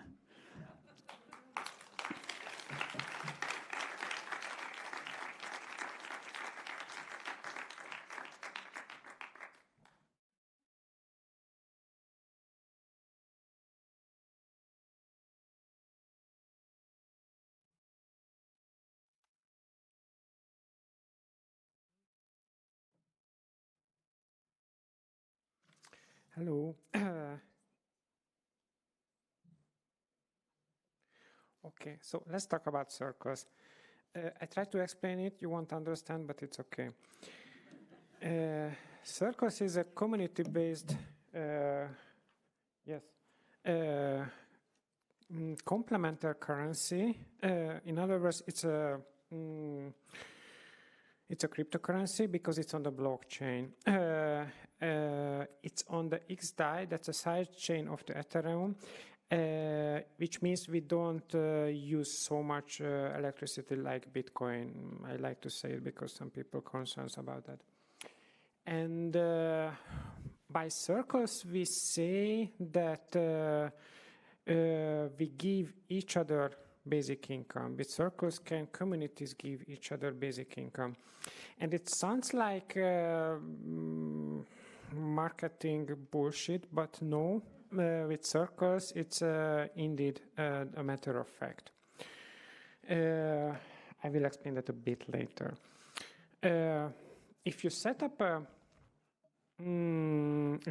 a such kind of basic income system where basically everybody can come and say, hi, I would like to use it. You will need at some points a big witchcraft. One is how can you avoid that Sybil attack happens? People just flood in with fake accounts. They take for their fake accounts these, for us, very valuable tokens. And that harms the system. And one of the most important things with circles is that we found a solution for that problem without building up a central authority which wants to scan your eye or which gathers your ID or something like that. Our solution for is a decentralized trust system, which means you're welcome to set up a lot of fake accounts. We don't mind it, because the way how you can use circles is spending these tokens through your trust connections, which means we tell everybody that the system is built in a way that there are some channels in the system. These are the trust connections, and you should trust only people who you know that they are real people, real persons. And these bottlenecks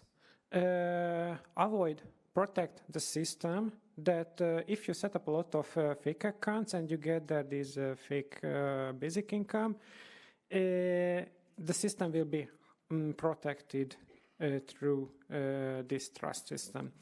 It's much more complicated, and it's indeed clumsy.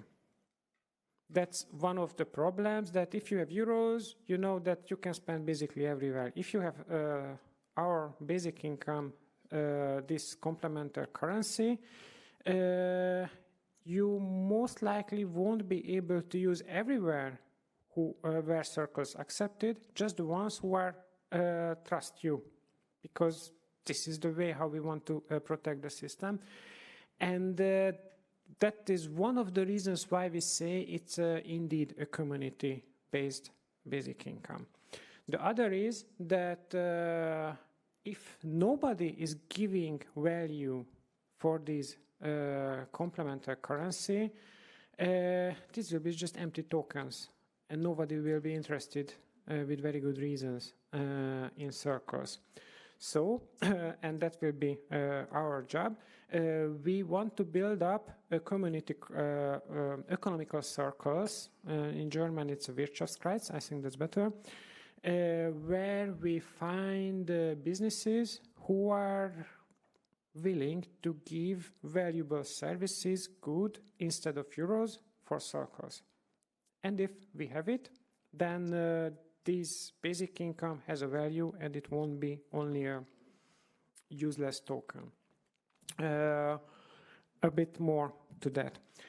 My cooperative, let's see, can I? That's not so interesting. That's the wallet. Here you can see I have so much circles. With circles you can get daily 8 tokens. That's your basic income, and I sold my bike and some things like that, and that's why I have more. It's amazing fun, and that's my cooperative, Circles Cooperative. This scope has 2 big goals. One is that we want to build up in Berlin a flagship pilot.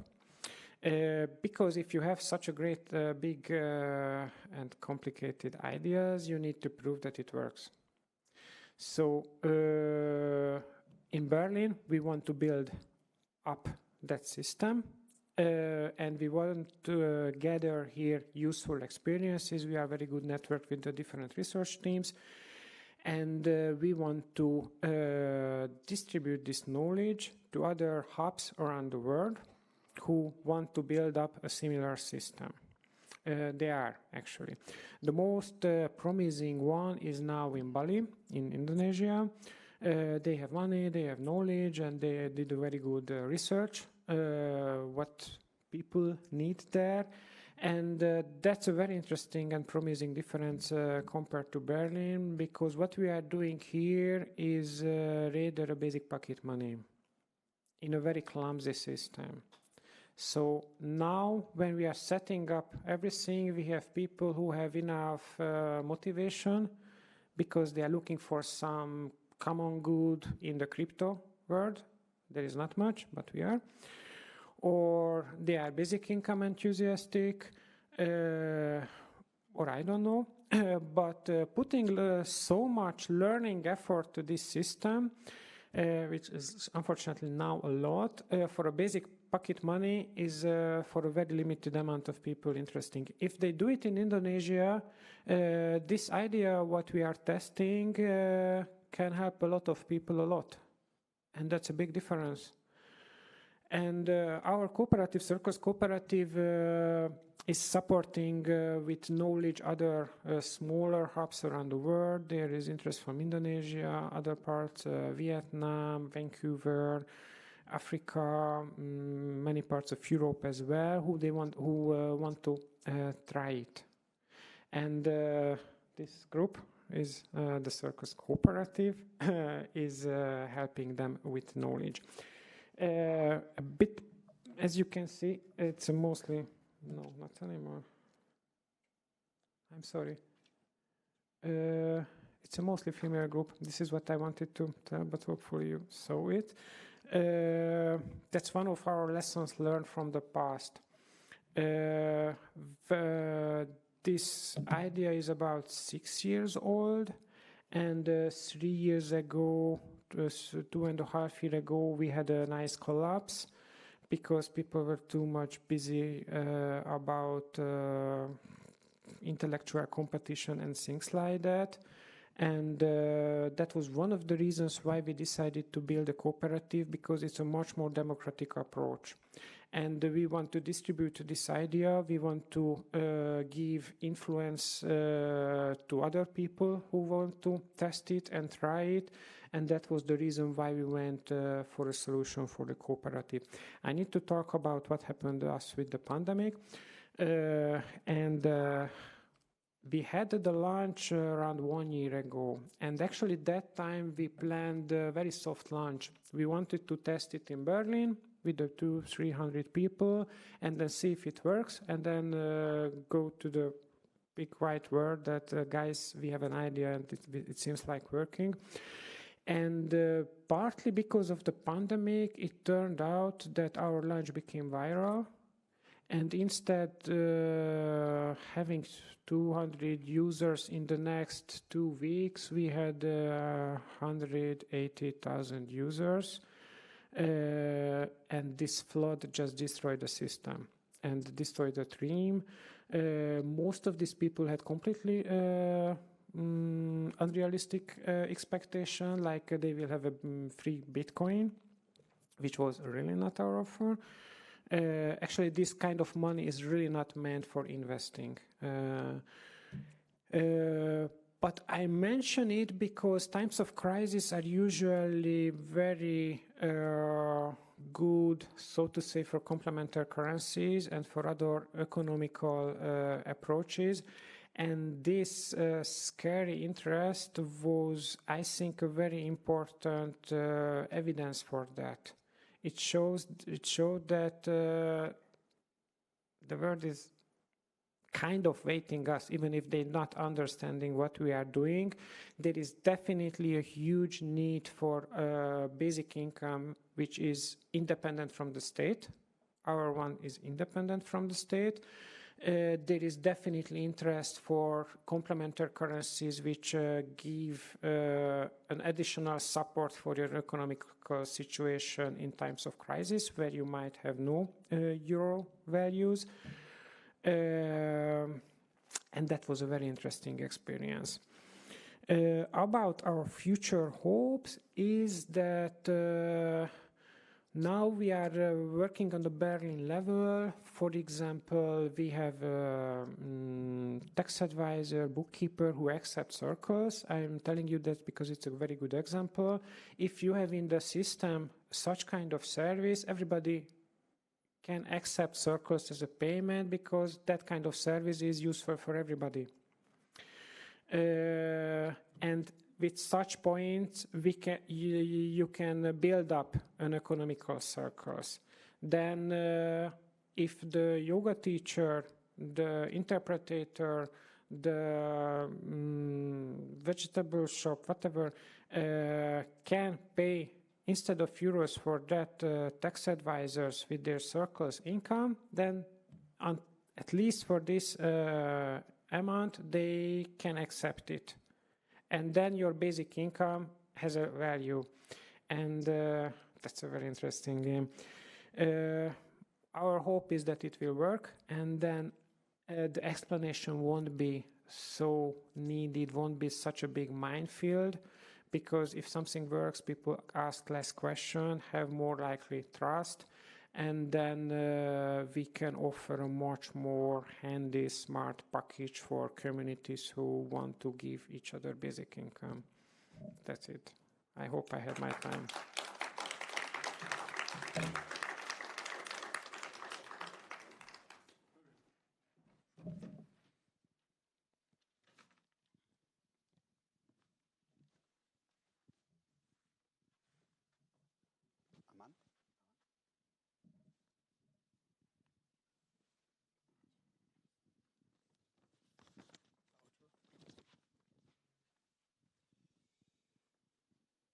So how is everybody?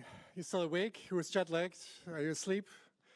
No, you're still awake? Yes, can we hear you? Okay. Do you want to get up for a minute to stretch? Anything like that? No? All right, cool. All right, so it was a good start, right? So here's actually my colleague Aman Badia. I just want to introduce you from PCC. So maybe an applause for Aman. He had a very good reason not to be here. But you want me to do this by myself? Yeah, okay. So what you heard was we started with, after these amazing introductions from Inigo and from Mary, we started with Francesca's sort of big picture. And then out of all these many possible alternatives, I sort of zoomed in on cooperative ownership and gave you a little introduction to that. And then we had this sort of, I don't know, idea about a big vision that should all of this be driven by, which I think is really important, right? So I think this is maybe what we accomplished for the first day, yeah? And so a good first step. And then we heard Eric actually show, like, not just sort of doing this in the, academic ivory tower, but actually out in the streets with the drivers and with circles as a sort of vision of bringing universal basic income to people in communities. Great, so now you probably all, I don't know, like probably think like you will party like there's no tomorrow, but there is actually a tomorrow. And we need you back here, right? And this is Germany, right? So, right? So when we say 9:15 means 9:15, and there will be some coffee, and much more importantly, we will start with really amazing discussions. And I don't know, I've been organizing conferences for a long time, and I've seen a lot of long faces of these speakers who have prepared really hard. And then people just partied all night and said like, meh, just maybe show up at 11. So don't do that, don't be those people. No, you don't want to be those people. And so come here at 9:15. We will hear a discussion of scaling, which will be really interesting, I think, to many of you. And also really like sort of continuing this sophisticated analysis that started today with Francesca of the actual working conditions under platform capitalism. And so I think these two things combined of scaling alternatives and an analysis of platform capitalism are worth it to get up, have a coffee, and try to be here by 9:15 and really make an effort. Yes? Great. Okay, good. Well, maybe two more things.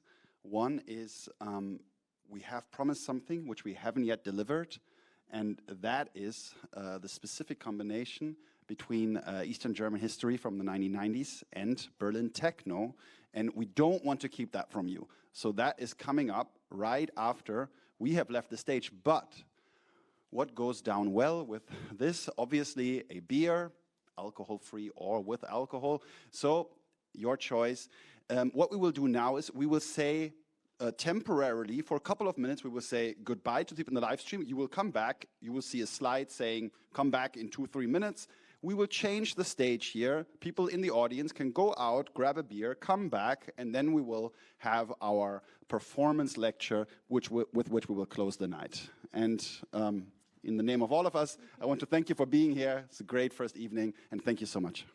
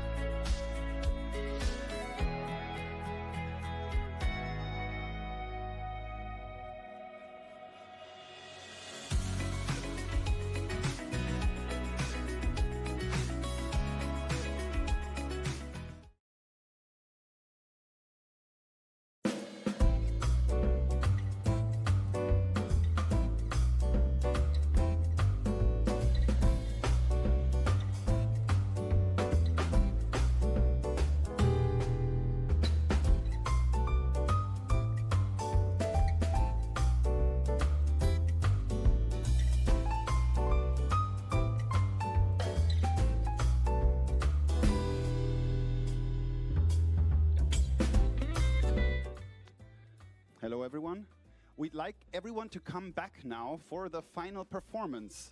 Everyone, please come back to the room, to the seats. Everyone, can you come back to the room if you hear me? If not, I will walk, get you personally.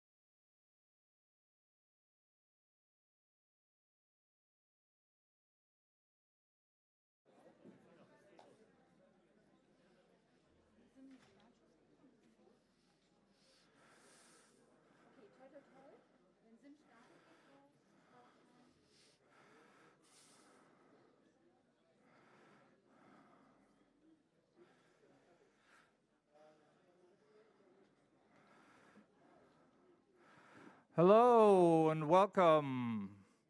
Please come in and take your seats. Please do come in, bring your beers with you. Bring your attention with you too. And take a seat.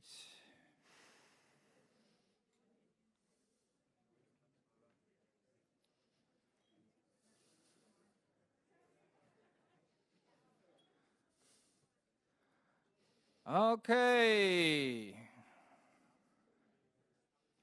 All right, the new common sense. We are Panzerkreuzer Rotkäppchen, or PKRK for short, a performance group from Berlin.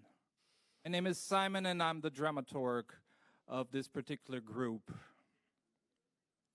In the early 1990s, the Treuhand agency, which you could translate as the trusted hand, from West Germany went to East Germany in order to dismantle and to liquidate East German industries in the former GDR. They dismantled factories, they emptied out industrial buildings, and they laid off workers and practically destroyed the whole East German industry. At the same time, the techno subculture boomed in East Berlin, in these very same devastated, deserted factories, in these very same industrial sites. Young people, frequently the children of the workers that were laid off, raved to machine music from deindustrialized Detroit, which came over to East Germany and West Germany too. So the children of the workers who had just lost contact with their machines were dancing to the machine rhythms of the new 1990s. This was the basic premise, this simultaneity of our research project Treuhand Techno, which we conducted in the past year, starting in November 2020 in Apolda, Thüringen. We were looking in this research project, in performative research, for the remnants, the emotional residues of deindustrialization, of liquidation, and of kind of like this end of history feeling that the early 90s had. We talked to witnesses of the time, to laid-off workers, to former workers who were there, and we talked to their children who were protagonists of the early techno scene, and we talked with them about the movements that they made, the movements while dancing and the movements while working the machines. We were looking for the emotional remnants of liquidation, in der ehemaligen DDR industrialization. ist alleine die SED verantwortlich. Today we will present you a scene from the research projects that we did in East Germany. And the scene you will see today features three figures that we developed in our research project. The first is Robi, over here, Robi the robot, the soul of the machine who keeps on dancing. The second is Marusha, the infamous techno DJ from West Germany who became a cultural ambassador, bringing techno subculture to the East, and also being kind of like a techno-colonialist, bringing the West German dance moves to the East. And we have Birgit Breuel, the former director of the Treuhand between 1991 and 1995. Die Industrie Figures are in der performed by ehemaligen Robi, Anna DDR Stiede, war in einem Marusha is performed by Maike katastrophalen Müller-Engemann, Zustand. and Birgit Breuel is performed by Werner Türk. The director of the play, of the scene, is Susanne Neuenfeld. We have musical coordinator Hans Narva on bass and on the computer, and Miller Neuenfeld was instrumental in the shaping of this research project. The scene we will present to you today starts with the infamous egg attack, the egg throw of Halle 1991, where the then Chancellor Helmut Kohl met with workers' protests in the city of Halle in East Germany. Enjoy yourselves and have fun. Wir haben nach Kräften versucht zu retten, was zu retten war.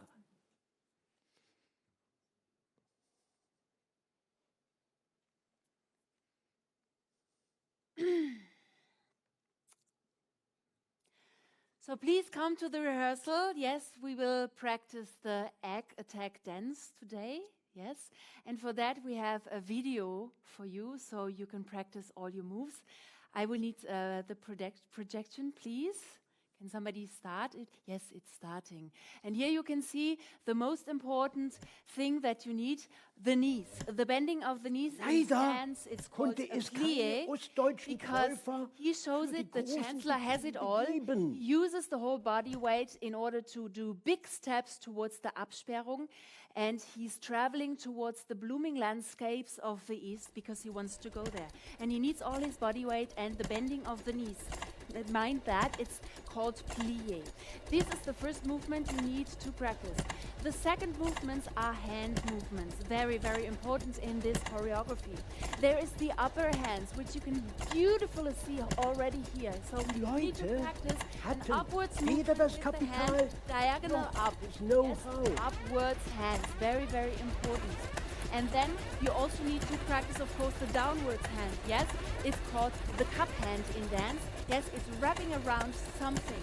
Yes, and here you can see beautifully already so much wrapping around of the Chancellor's arm, because here you can see the very, very most important movement of the whole choreography, the reaching towards the East. Yes, the Chancellor is dancing it very beautifully himself, the reaching towards the blooming landscapes and flowers in the East. He wants to reach it, but he never will. Because there is so many wrapping around arms here happening. You see this beautiful young fellow practicing the arm from up to down, wrapping around the Chancellor's arm.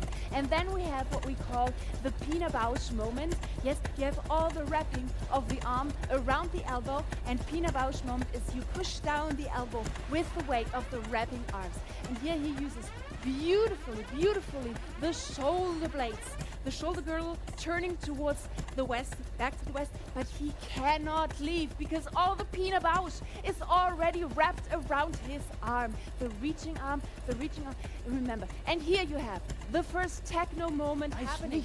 The techno rave hand of the bodyguard. You can see upwards hand, yes, the hands facing towards the outside. Techno hand of the bodyguard, very, very, very important. The protective techno hand, yes. Rave hand, yes. And here, very soon, this nice fellow here will practice another movement which is called the comforting hand. Yeah, very, very important. The fellow in white here, you also need to practice that. And now he's already pulling away, so I think we missed the comforting hand. We watch it next time, it's very, very important. He's already pulling away, using again his whole body weight. And here, the last moment of reaching by the elbow. Very important. We also have to practice the reaching elbow, because even the elbow can reach towards the blooming flowers of the East. And then we zoom out, and the choreography ends.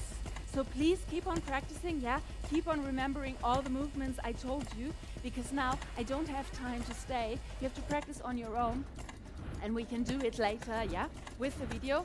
I have to go to my rave now. Yeah. I need to put on my... I'm dying. So keep on practicing. I have to go now.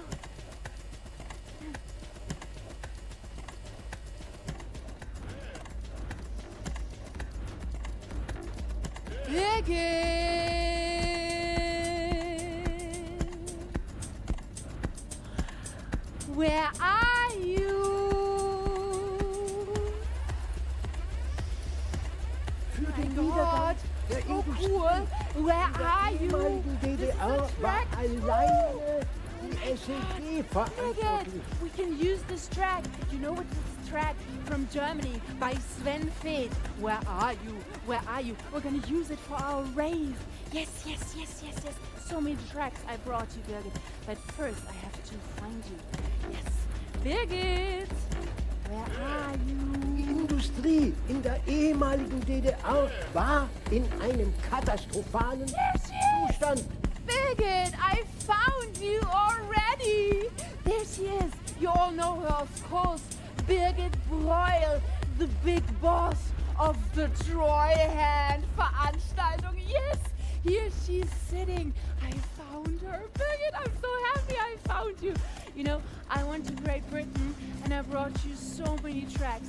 I did some research for you, yes, and I brought them in order to do them for our Mutwillig nicht. Stattgehabter Liberalismus ist eine Wunde, aus der das Blut geht. So many conscious people, yes, so many economical people here. Yes, we can do a rave. Yes, we do a nice rave, like a masked and sleeping rave maybe, because they look already very tired. They've been working very consciously all day. So, Birgit, let's prepare for the rave. I brought so many things. But first, Birgit, without you noticing, I'm gonna come a little closer. I'm gonna raise myself backwards. Yes, because we need to get a little more familiar, Birgit. A little touchy-feely. I know it's not your thing. Produktionsanlagen Yes, I know waren you're a veraltet. but I need to come closer to you and your little window here. I think I'm gonna open your window. You know, like the window that opened, yes? Open the window. I'm gonna touch it, Birgit, now, yes? Okay, your window. I'm gonna... Birgit! Oh my God! You already have the techno in your text, in your window. Oh my God, but I'm sorry, I'm gonna open it now. Open the window. And here we go. It's gone, Birgit. It's gone. You need to improvise. You need to become smooth. Yes? Okay, so now let's open the leg. Yeah, it's a bit old and conservative and so on, but we try.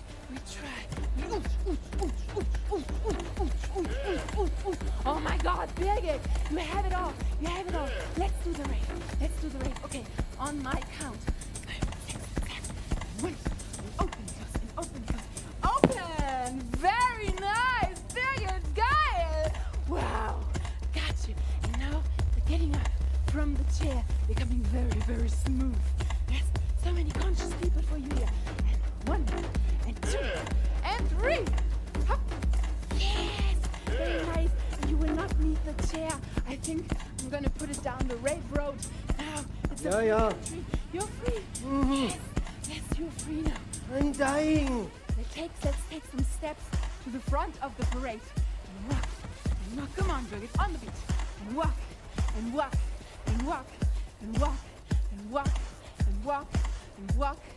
A little bit more, Birgit.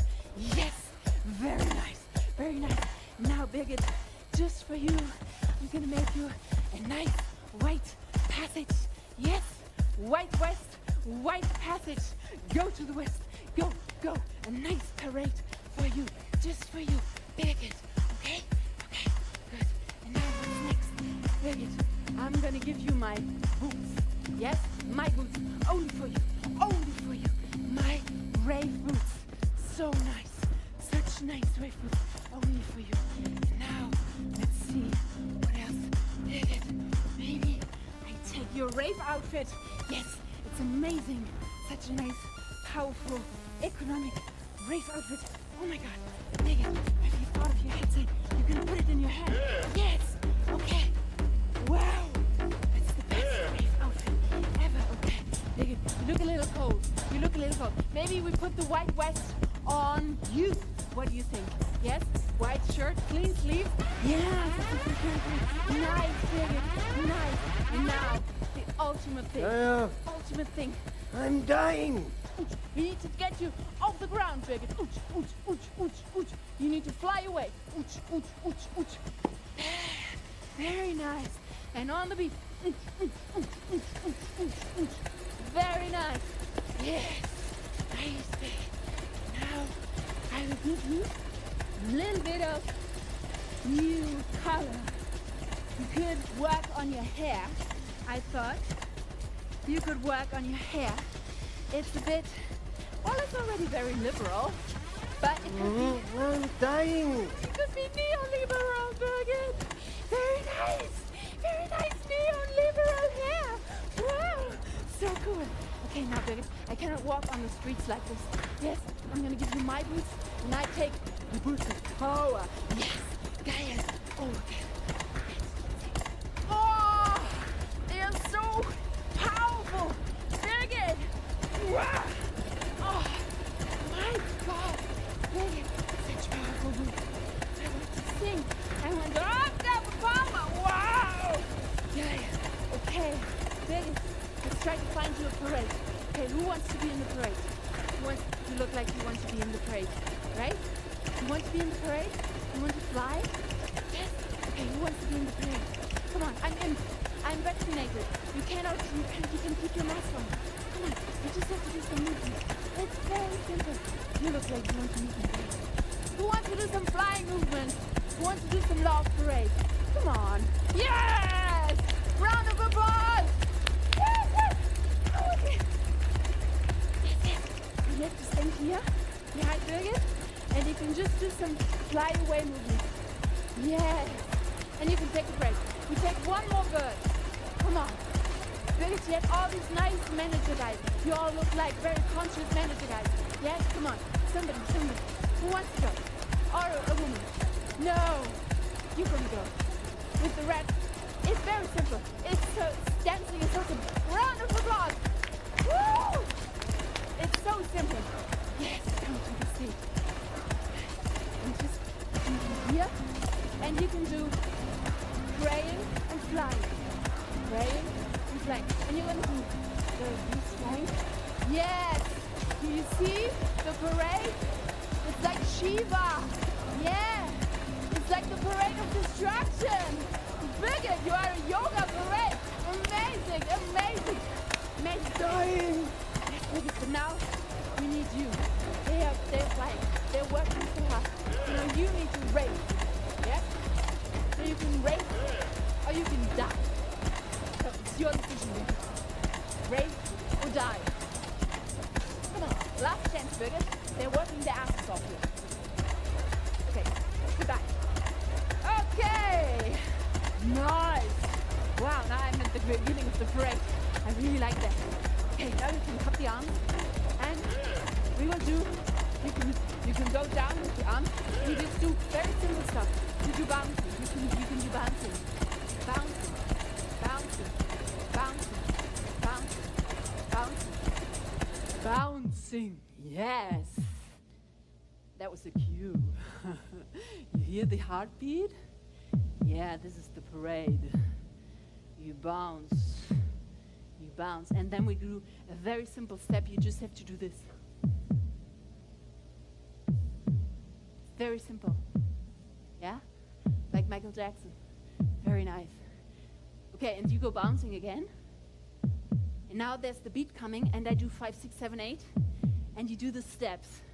You're doing great. I know it. I know it. You're doing great. 5, 6, 5, 6, 7, 8. Great. Great parade of deaf people. Nice. And go back. And now you will do the head. It's very simple too. It goes like this. Ha, ha. 1, 2, ha. You have to count. 1, 2, 1, 2, ha. 1, 2, 1, 2, ha. Very nice. Very academic. Okay, last time the choreography and then you're free. 5, 6, 7, 8 and go. Ha. You have to do the steps. Back and the head.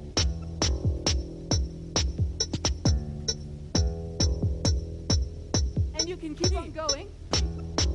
And I will leave you. And if you want, you can fly away and escape. And I will go on and on. Because if you're finished, you're finished. Yes. And my rhythm box. Wealth is the product of man's capacity to think. A creative man is motivated by the desire to achieve. Are you jealous, folks? Yes, it's quite alright to feel, but you keep your feelings to yourself. Think. Reason. Individualism. Capitalism. No, it's not Karl Marx. Not even religion. Faith. It's dangerous. Faith is dangerous. A creative man is motivated by the desire to achieve. I walk.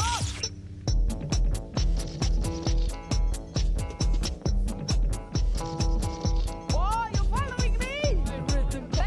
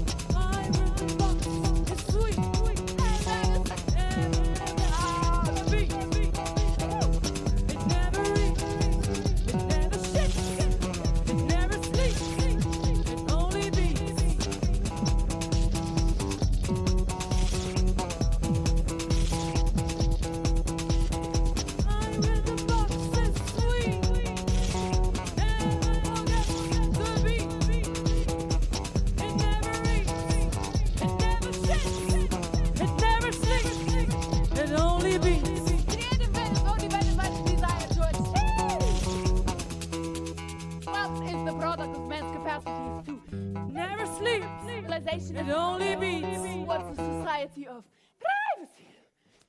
Privacy. It never sleeps. Privacy. It only beats. I will not die. It's the world that will end. It never sleeps. It only beats. Absolutely true. Absolutely.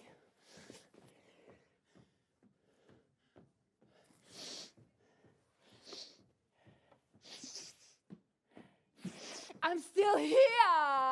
It never sleeps. I'm not It dead. only beats. No. That's not Karl Marx.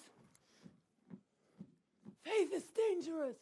This machine is running through the sleepless nights of the 90s. I'm still here. I will not die. No.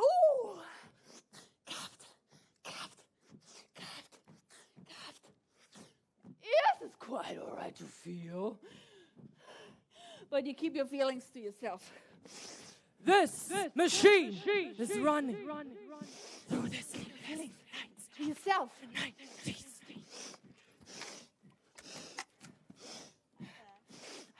I'm imp. No! I will not die.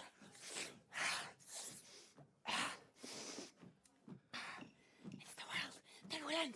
And that is absolutely true. It's over. Bye.